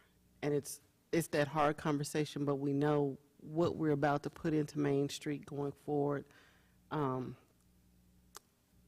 knowing that we want it to look a certain way and the amount of money and the design that's coming in, it's almost one where you almost have to do that, and then the other businesses will have to suffer. But when I look at, as I was speaking with a resident, you have the collision place right there on I-35. They're not overflowing with cars. And I remember years ago with the one on I-35 having a car wrecked, and they were like, well, we can't get to you. leave it at your house, and when we can, we'll schedule you an appointment to come in and drop it off. That way, they're not just being overrun by cars. Stopped into a mechanic shop today to get some information, and they were like, yeah, we're kind of booked, but if you come back in a couple of days, then we can see you. They're trying to keep that whole pile up and be good neighbors. And I hate to see other businesses down there suffer, but it might be time for us to take that measure after the temporary solution.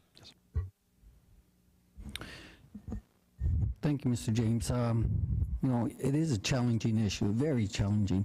But as you can see, this council is not afraid to make those difficult decisions.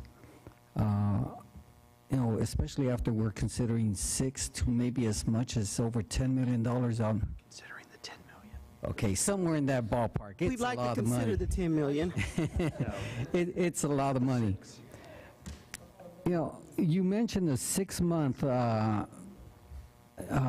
waiver for them to park back there, but that's only a temporary fix. Only a temporary fix. Now, the amortizing the availability to phase them out, is that phase them out, or is that to put them back to light mechanical work? It would, staff's recommendation, it would be to phase them out. We don't think that the auto body repair minor is appropriate either. We think we get the same issues for it, frankly. And how many years are we considering? We haven't gotten that far yet. I mean, this is one that we need to, there are a number of things we need to research. We need to work carefully with the city attorney. But part of what we wanted to do is have this conversation with council to see if you're open to it. And understand, devil's in the details. You need to see the plan. You need to see what's involved, and we'll come back with it. So we don't know that yet. Again, some cities have chosen to take a longer path. Others have chosen to go as quickly as they're able. So we'll have to sort of see how that looks and then see what council's inclination is. You mentioned something very important when you provided that answer, is you know, seeking legal counsel, because I see this as a potential legal battle. Sure.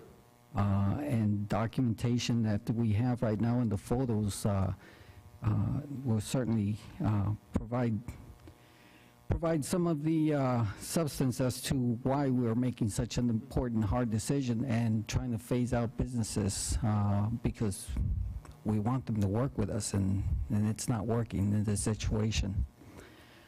But I think overall, Councilmember Donnelly has another question there. Go ahead. Just one question. As you know, we've always kind of talked about trying to find the compromise and the, you know, carrot and stick approach. You know, is part of this process, is there any thought or consideration of offering them some sort of incentive to assist them to make that decision? We certainly have talked about that. So again, I think what will come back typically that we understand council likes to see is look for a win-win solution, look for a carrot and stick approach, and provide council with a range of options. Don't come with, well, it's just this. We'll try to do that in this circumstance. So again, this is not, and again, I would not expect we to come forward next time you see it expecting you to act. We'll have a few conversations about it. Okay. Yes, Councilmember Hayward. I just have one other question. I know we're thinking of the whole amortization. Would that also include like the car wash and the U-Haul kind of place too, or would they be able to? We could. We can go as broadly as this. Again, I think from staff's perspective, we have not really had those sorts of issues with the car wash. I was just making. But yeah, I mean, at some point, we probably do need to have this conversation about the U-Haul place with the U-Haul trucks. Well, I'm not Understood. trying to get rid of them. I was just curious is if we were doing that, what effect would that have on them? We would need to. I know after talking with the gentleman today, with the car wash, he's putting money in to make it, you know, look better, and so I was just curious if that was going to be included in that. We'll provide you those options. Okay. Well, as she stated, we can't pick who, I mean, if it affects one, it affects all. So, okay. I think we have, you have everything you need. Thank you, Mr. James. All right, we'll move on to item number 10, discussion regarding the Joint Base San Antonio Randolph Joint Land-Based use study, land use, recommendations and compatible uses and development restrictions. Mr. James, floor is yours. You enjoyed that item, you'll really enjoy this one, which is why I went out to get another Diet Coke. And this is really the same thing. To some degree, it's a very similar kind of issue. So, as most of you know, there are a couple documents that are put out. One is the Joint Land Use Study for Randolph, Jbsa, and it was undertaken by the base, the communities around it, and its goal is to ensure compatibility between land uses surrounding communities to support the continuation of the military mission at Jbsa Randolph and the increasing development occurring around the installation. That was created in 2015. We also then have the Jbsa Randolph Airfield Installation Compatible Use Zone Study. It's a very similar thing. It tends to be more put out by the military, having gotten some information from the communities, but in some ways they're fairly similar. And again, the purpose of the basic objective is to achieve compatible uses of public and private lands in the vicinity of military airfields. That came out in 2017. The other thing that everybody is excited about is the new T7A recapitalization. And that's basically, as we know, it's the new plane that's coming in to take over at Randolph. They've put out that environmental impact statement that gives us some insight into what that will look like. A couple of things there is we get increased evening and night flying missions that we generally don't have now. And so, as you know, a lot of folks go, yeah, they fly overhead during the day, not a big deal. They're going to be flying overhead at night. The other is the noise from the plane is very different, and part of what the environmental impact statement looks is how can they mitigate that? How can they adjust their operations a bit? And I'll defer to those of you who know more than I do on this topic in terms of what they do with the engines and as they take off. But even with that in the plan, it increases the noise contours from the flight pattern. So the folks that said, it's not so bad where I am, they may be going, this seems a lot louder, and that's part of it, so it changes.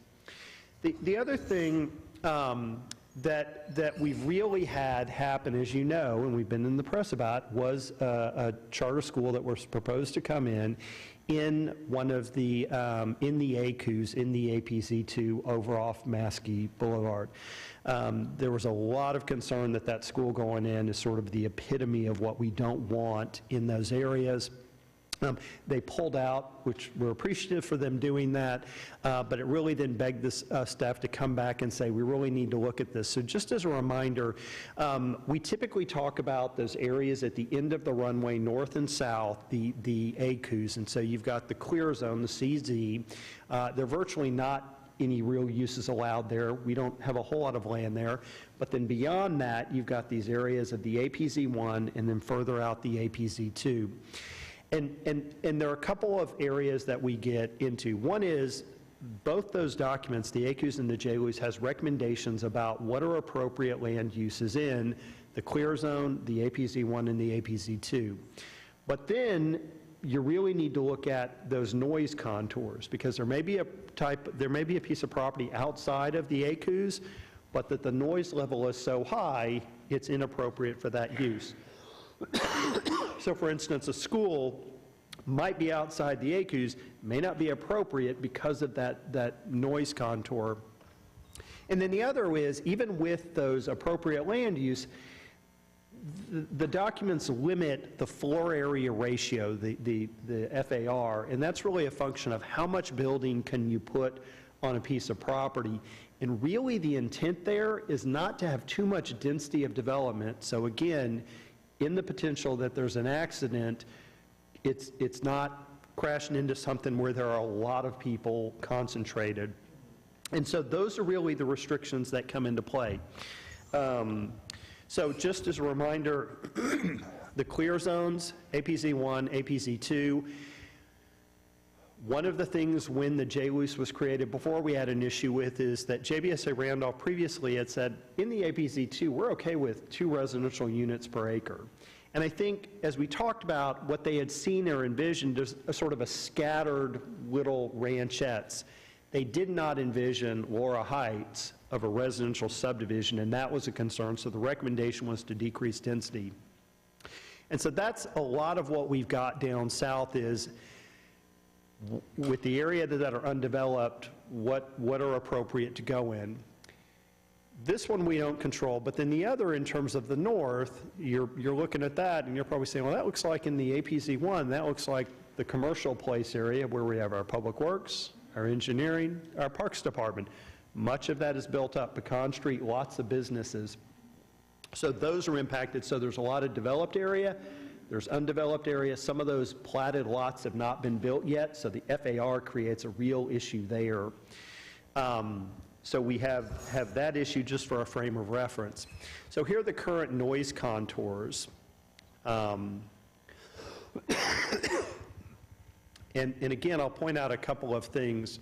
So this is Lower Seguin Road, generally here, with 1518 coming down here to some degree. That noise contour and the scale is a bit different, but that area that you may recall that extended out on the prior slide is now basically about here, and I'll kind of go back to give you a feel where this kind of now extends significantly further, and these areas go out much more significantly. So the key is to understand these noise contours grow. What I would describe is the outermost 65 decibel is generally now where the 75 decibel is. Not exactly, but that gives you an order of magnitude of how that noise contour is going to change. And so folks who said, oh, this is great, I'm outside the noise contour, no restrictions, under this new plan, they'll be within some of those noise contours. And so, as I said, the impacts on development. It's allowed uses in the APZ1 and APZ2. It's the restrictions on the floor area ratio in the APZ1 and APZ2. And it's the restriction of land uses based on noise contour, whether you're in or outside the ACUs. If that makes sense. Yes, okay. So a few things to keep in mind. The zoning districts we have generally that are in those, ag, the residential agriculture, R2, residential, neighborhood services, GB, and GB2. Schertz does not currently restrict beyond the zoning uses allowed if you're in the APZ. So for example, daycares are allowed in neighborhood services and GB. They are not recommended for the APZ1 or APZ2. And so again, our current reg says if you're zoned neighborhood services, you can load a daycare here. We don't have a regulation that says, wait a minute, but if you're in that APZ2, you can't locate. That's the problem we have. Churches and schools are allowed in pretty much all our commercial districts, and they're not recommended for either APZ1 or APZ2, which is what most of that zone, and that's where that issue of that school coming in created the problem. We also have multiple zoning districts within the various noise contours. So for example, those contours runs from 65 to 85, and it's DNL is one of the measures they use. I often misspeak and say decibels, but it's that day-night sound level, DNL. And those extend beyond the ACUs, and they grow with this new mission. And so currently, Schertz does not restrict based on the noise contours. So again, those studies say single-family homes detached are not really ideal between 65 and 74 DNL, and they're not recommended above that. We don't have something that says, wait a minute, if you're in that contour, you can't locate. The other is FAR, floor area ratio, as I talked about, and you get the gist of this, and it's really, it's a ratio, so the smaller lot, the smaller the building. If you've got a big 20-acre piece, it's less problematic, but if you're buying a piece of land off Pecan Street that's an acre and a half, it can be much more restrictive. Wait, my use is allowed, it's okay in the APZ2. Noise contour is not a problem, still allowed, but I can't put a big enough building on it. I'm restricted. So for example, a clothing store is allowed in neighborhood services in GB. It's allowed in APZ2, not APZ1, but the floor area ratio is limited to 0.28 in APZ. So if they've got that 1 acre piece of land, you can put a 12,000 square foot building. That may work for some, may not work for others. And so again, when you start racking and stacking these regulations, they can be problematic. So really, I think what staff wanted to talk about and get an initial feel, not a definitive, are where we think we want to head with this and what you want staff to start looking at. So for example, we could go all in, send out notices to property owners. We could create, after those notices, an overlay district of a large area that restricts those uses based on the being in the contour, being in the APZ2, and restricts. So for example, what that would mean is if you're over off IH35 and 1103 in your zone neighborhood services, you can do that daycare. But if you're over on Pecan in your zone neighborhood services or GB and you're in the APZ, you could not do a daycare because that overlay zoning for both the APZ or the noise contour would preclude that. So we could go all in and fully adopt all of these restrictions. I don't know that that's not where staff is at this point. We could also go in and say, what are those most incompatible uses? What are those uses that are most problematic? And so, for instance, those buildings where you tend to get a large concentrate of people, where that sound tends to be a problem, where the buildings tend to be a little taller. So we could go in and essentially do that for churches and schools and a few others in a more targeted approach. Or we could do nothing at this time or a combination. And so one of the things we could do is say, look, what are the things that are most problematic? We just need to deal with those now. Let's go in and deal with them. And then let's start looking at this more carefully over time and take our time and take our pace to see what we want to do, because the implications are significant.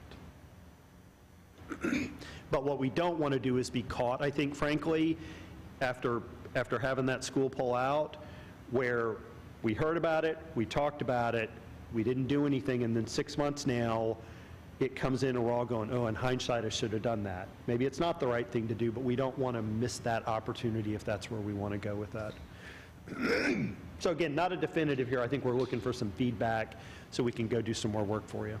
Okay, thank you, Mr. James. I have one question for you before I open the floor. Could we leave the zoning as is with APZ or FAR restrictions on it and just leave it at that, where it's still, we're not changing the zoning, just putting restrictions on? We would likely do it, and again, we'll work with the city attorney, but what seems to be the most obvious way to do it is an overlay zoning district. Inherently, it's going to involve zoning of some kind of nomenclature, but the base zoning district would likely stay the same. We would do an overlay district that then targets those areas that's on top of it. So it basically does what I just proposed? That's right. Okay. So if you're neighborhood services and you're up by 1103 and 35, you can do a daycare still. On first glance, you could do that over off Pecan, but then when you look and say, wait, I've got this overlay zoning, I'm in APZ2, I can't do the daycare because of the overlay. So it limits the impact of that, yes, or it targets it. All right, Councilmember Brown. Oh, thank you. A couple of things here. One, the APZs and whatnot are pretty much set. We know the sizes of those, and they're much easier to work with. Whereas the sound contours are going to be a lot different. That's correct. Okay, and I understand the magic of engineering and computer modeling and everything else today is phenomenal, but a T7 has not flown at Randolph yet. Not yet. Yeah, no. And so, you know, the actual impact of the aircraft, you know, I don't want to not do anything, but at the same time, I think we need to, you know, be a little bit careful on overly. I mean, you know, what's the difference between, you know, living next to a railroad with 25 railroad cars or railroads going by every day at 80 plus decibels, maybe more, you know, and living underneath a flight pattern that has 100, 125 operations a day, maybe, yeah. You know, at a minute each. So I'm not against it. I want to be very conservative. I want to maintain our relationship with Randolph, Jbsa. I want to maintain our ability to coexist. But it's, you know, and again, the APZs and the clear areas, we need to be very, very hard on. Okay, and that was overlooked. That was wink, wink, nod for many years, and we allowed too many things to encroach into that. But at the same time, I've also sat there and listened to briefings from Jbsa a few years ago where they came in and said, it's not a matter of if, it's a matter of when we're going to crash. That, you know, that end of the spectrum there is a little bit overreaching as well. You know, I don't want to live by that because, you know, the last crash by a T-38 within 5 miles of Randolph was in 1962. All right. Yes, we've crashed a couple of T-6s as close as Rolling Oak Small. All right, but they're a very low impact crash, for lack of a better term. Yeah. Yeah. Yeah, but you know, yeah, and we never know. Yeah, there could be a collision and cause metal rain showers or any. You never know. But the APZs, the clear zones, be very hard on the sound contours. I want to give it a little bit of time to mature in there.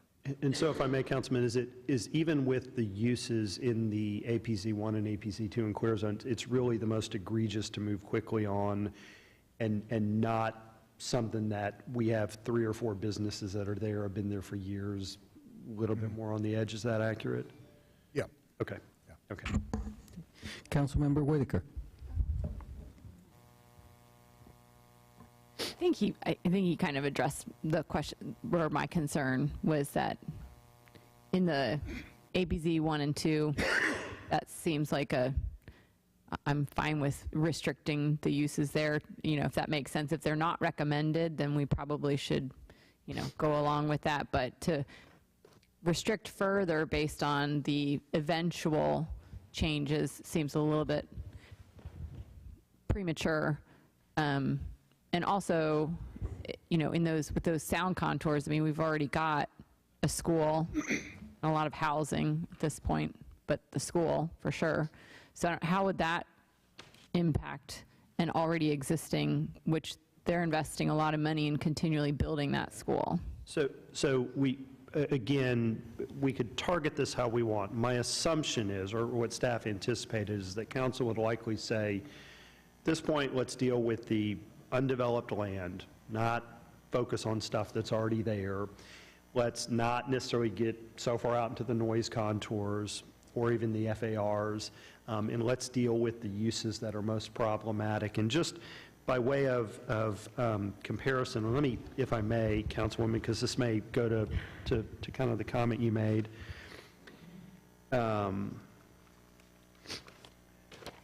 Just to give you a feel. So what I've done is this is a page from our zoning district, and it's not real important that you can read it exactly, but just don't. Read it, there you go. Don't worry about the man behind the curtain. But just as order of magnitude, you can see at the top. That's how it's going tonight. It could have been the menu from the Mexican food place down on Main Street. But you can see that it's got neighborhood services, GB, GB2. What I've done is gone through, the P is a permitted use. I've gone and marked in red just to get a feel for where things are allowed and not allowed. So you can see a significant number of uses that are allowed in those zoning districts are not allowed in the APZ1 and APZ2. So the only thing I would say is that we would cut the uses that are allowed in those zoning districts probably by half in, I would say, the APZ1 maybe, and by a third in the APZ2. So just to be clear, I think that's where staff was coming in saying, yeah, it maybe isn't ideal to have a dry cleaner. That's not really what's the problem, though. What we really have a problem with is a dance hall or a nightclub where you get a lot of folks congregating. So how many the not recommended uses do we have currently in one of those, APZ 1 or 2? So we have a fair number. One of the things, and this is sort of how staff approaches it too, frankly, from our workload, is we want to kind of figure out where council is.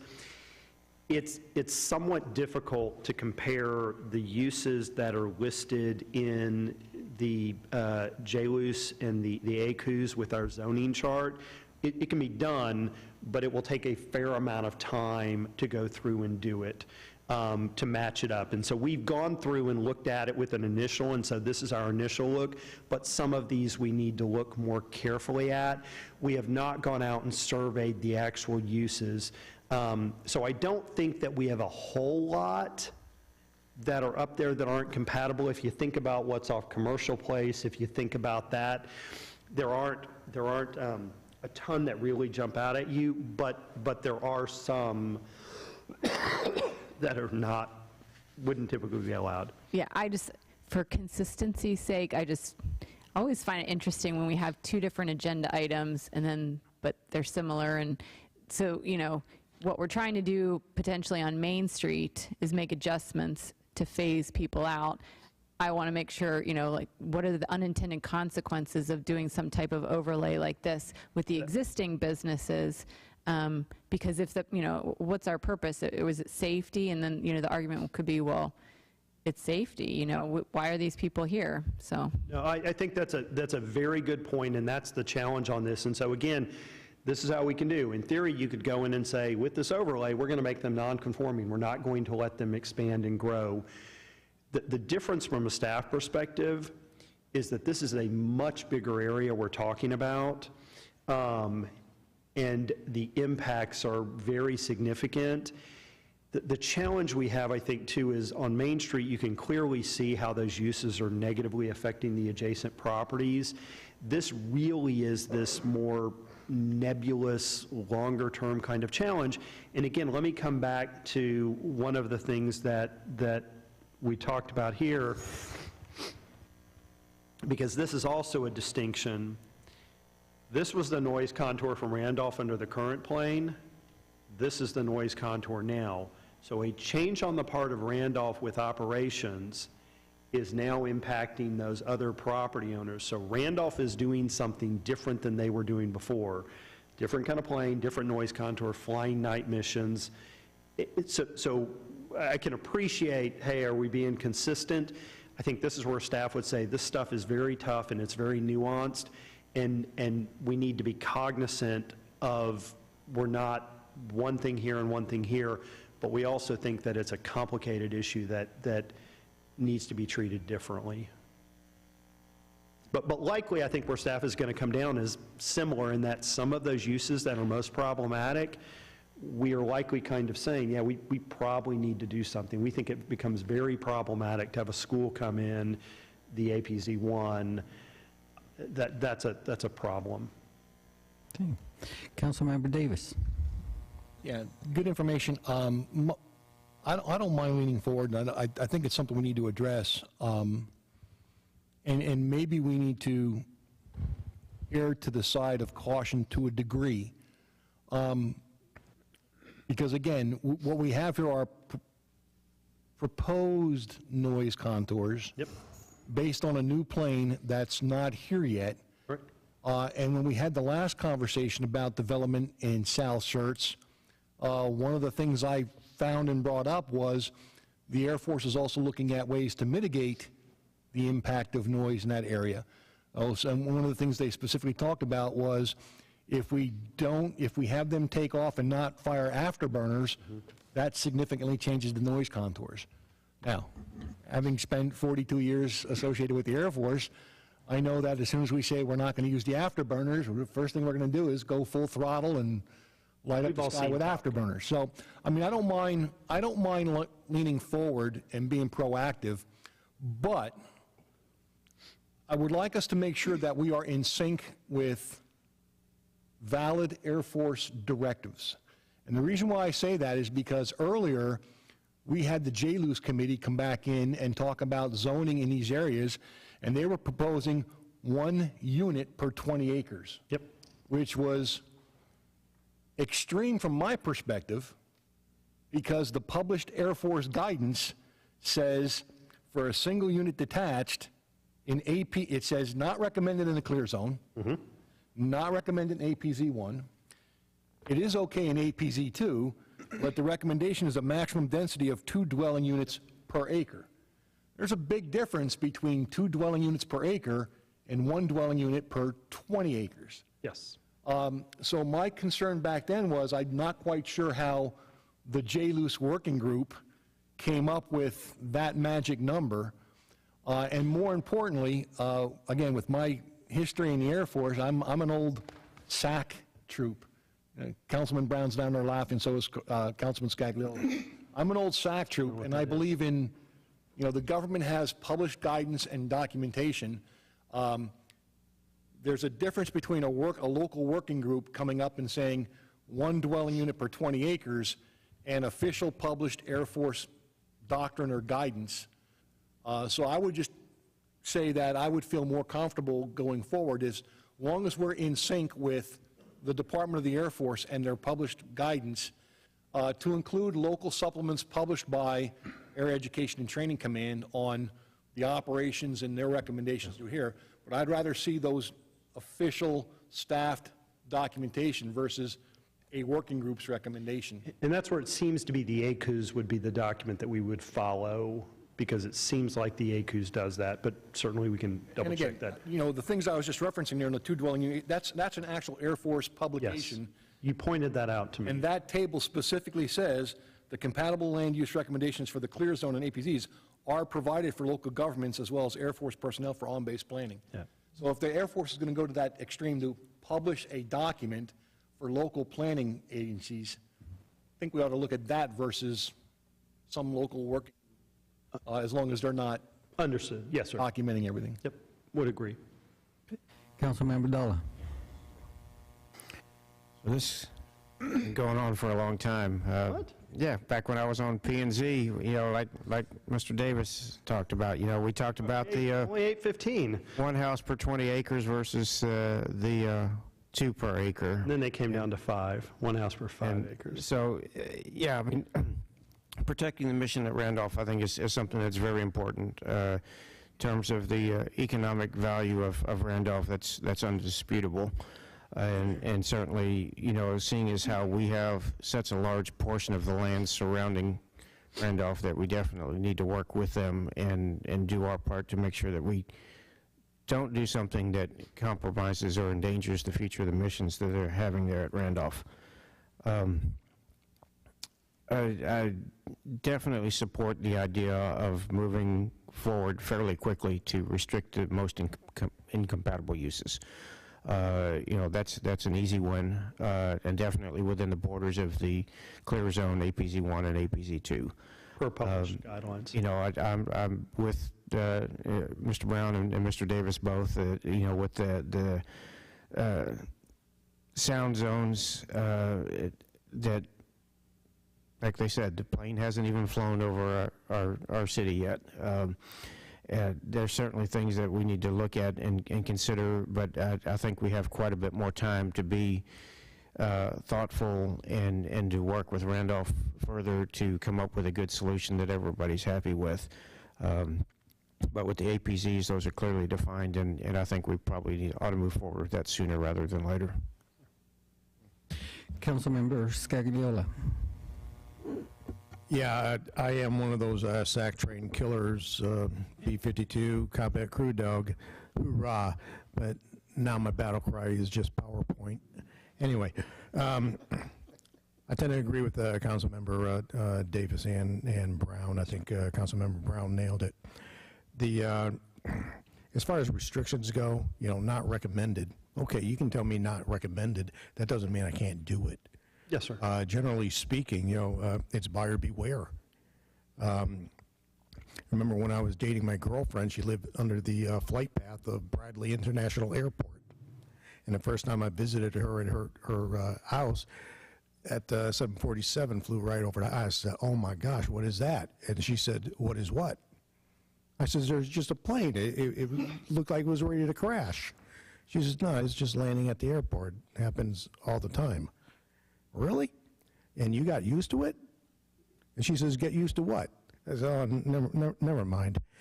Sound is a subjective kind of thing. Some people like the sound of freedom. I'm not willing to. I really don't want to impose upon people, no, you can't do there because go put your business there because there's a flight line in a general area. That said, buyer beware. You ought to know there's a flight line in the area, and it's going to generate noise. Like Councilmember Davis says, we don't even really know how much noise. And I know noise can be mitigated. Flying around B-52s, yeah, there was a way we keep the noise down to a legitimate level if we really cared to. But quite frankly, I love the sound of thunder. That's all I have. Mr. James, I think you have direction? I think I where have we wanna go? direction, which is look at the most incompatible, most problematic uses within the ACUs based on published documents from the military. And not the DNL? The DNL Yes, sir, is not the as much of DNL. a This plane hadn't concern. flown yet. Look at it later. Yes, sir. Okay, okay. Thank you for looking into this. Appreciate it. Any idea how long it would take? Because development around the area is booming, and I'm just hesitant that it's going to happen before it's provided to the council. So I think, frankly, from a staff perspective, this is one that we're going to have to jump on quick with a quick kind of initial.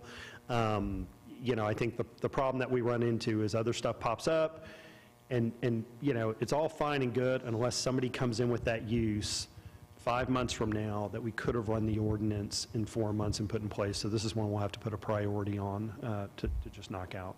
Thank you. It's got to go to P&Z first. It's got to go to P&Z. It has to come back to council. We have to work with the city attorney to draft it. This is not something we've done here before. It's done other places, but it's not without some challenges, and it'll take some time. But we look forward to working with the city attorney. All right, thank you, Mr. James. All right, next we have a closed session. Item number 11, the city council will meet in closed session in accordance with section 551.074 of the Texas Governmental Code to discuss the direction to fill the city manager's vacancy. We will reconvene after our session. The time is now 8:17.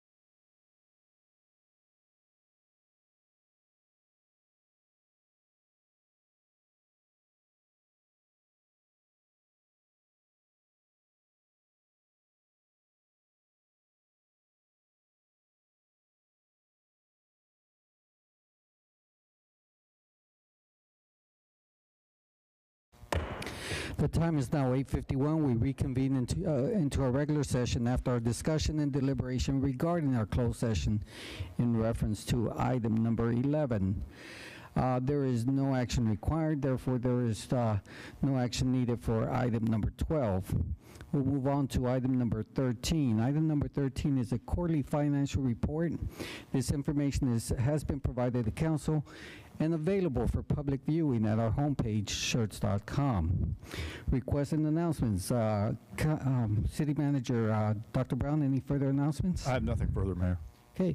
Council, any possible updates or information requested from staff? Council, any possible items you'd like to place on a future agenda? Okay. Announcements by council. Mayor Pro Tem Scagliola. Yeah, about the only thing I did this weekend was breakfast with the Heat out at the YMCA, so thank them so very much.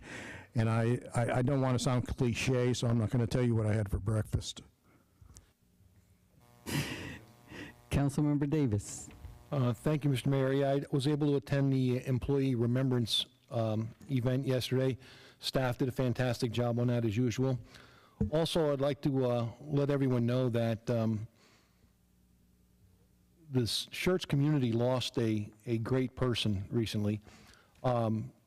He was an individual who used to attend city council quite a bit, and he was a very active member in the community, both as a volunteer and in a lot of other activities. But Mr. Robert Brockman passed away on March 10th. He's got a memorial service tomorrow. The viewing is at the Peter Loring Mortuary North out on 1604 and 281 in that area. And his interment will be at Fort Sam at a later date. We don't have any specifics on that yet, but I just wanted to let everybody know that, you know, he was a great guy. He put a lot of love into the city of Schertz, and to me, it's a big loss for us. Thank you. Councilmember Whitaker. Prior to spring break, I attended the Northeast Partnership Luncheon and then went on spring break. And then this week was, I attended the ribbon cutting for JW Roofing. Councilmember Dalla. Nothing tonight. Councilmember Hayward. Yes, Mayor. I attended the Northeastern Partnership Luncheon, the AMPO Resiliency Committee meeting, the Active Transportation Committee meeting, the ARPA grant check awards for the businesses in the city. I did breakfast with the Heat, and I did not have what Dr. Scagliola had for breakfast. Councilmember Brown. I have a couple more. Oh, okay. I did attend the JW Roofing ribbon cutting, the Employee Remembrance, and I will unfortunately not be at the pre-budget meeting because I will be in Bryan, Texas at the William King Cole City Manager Session 2 training. Okay. Councilmember Brown. Yeah, went to the chamber luncheon, and they had the state of education, and again, it's really good to hear from our local education leadership. We're in good shape there for the future, as well as the ARPA check presentation, so thank you. Okay, thank you. I just have one thing to add. The trail riders provided council with a thank you for their hospitality when they passed by our city, and I just want to share that with our council. The time is now 8:52. We stand adjourned.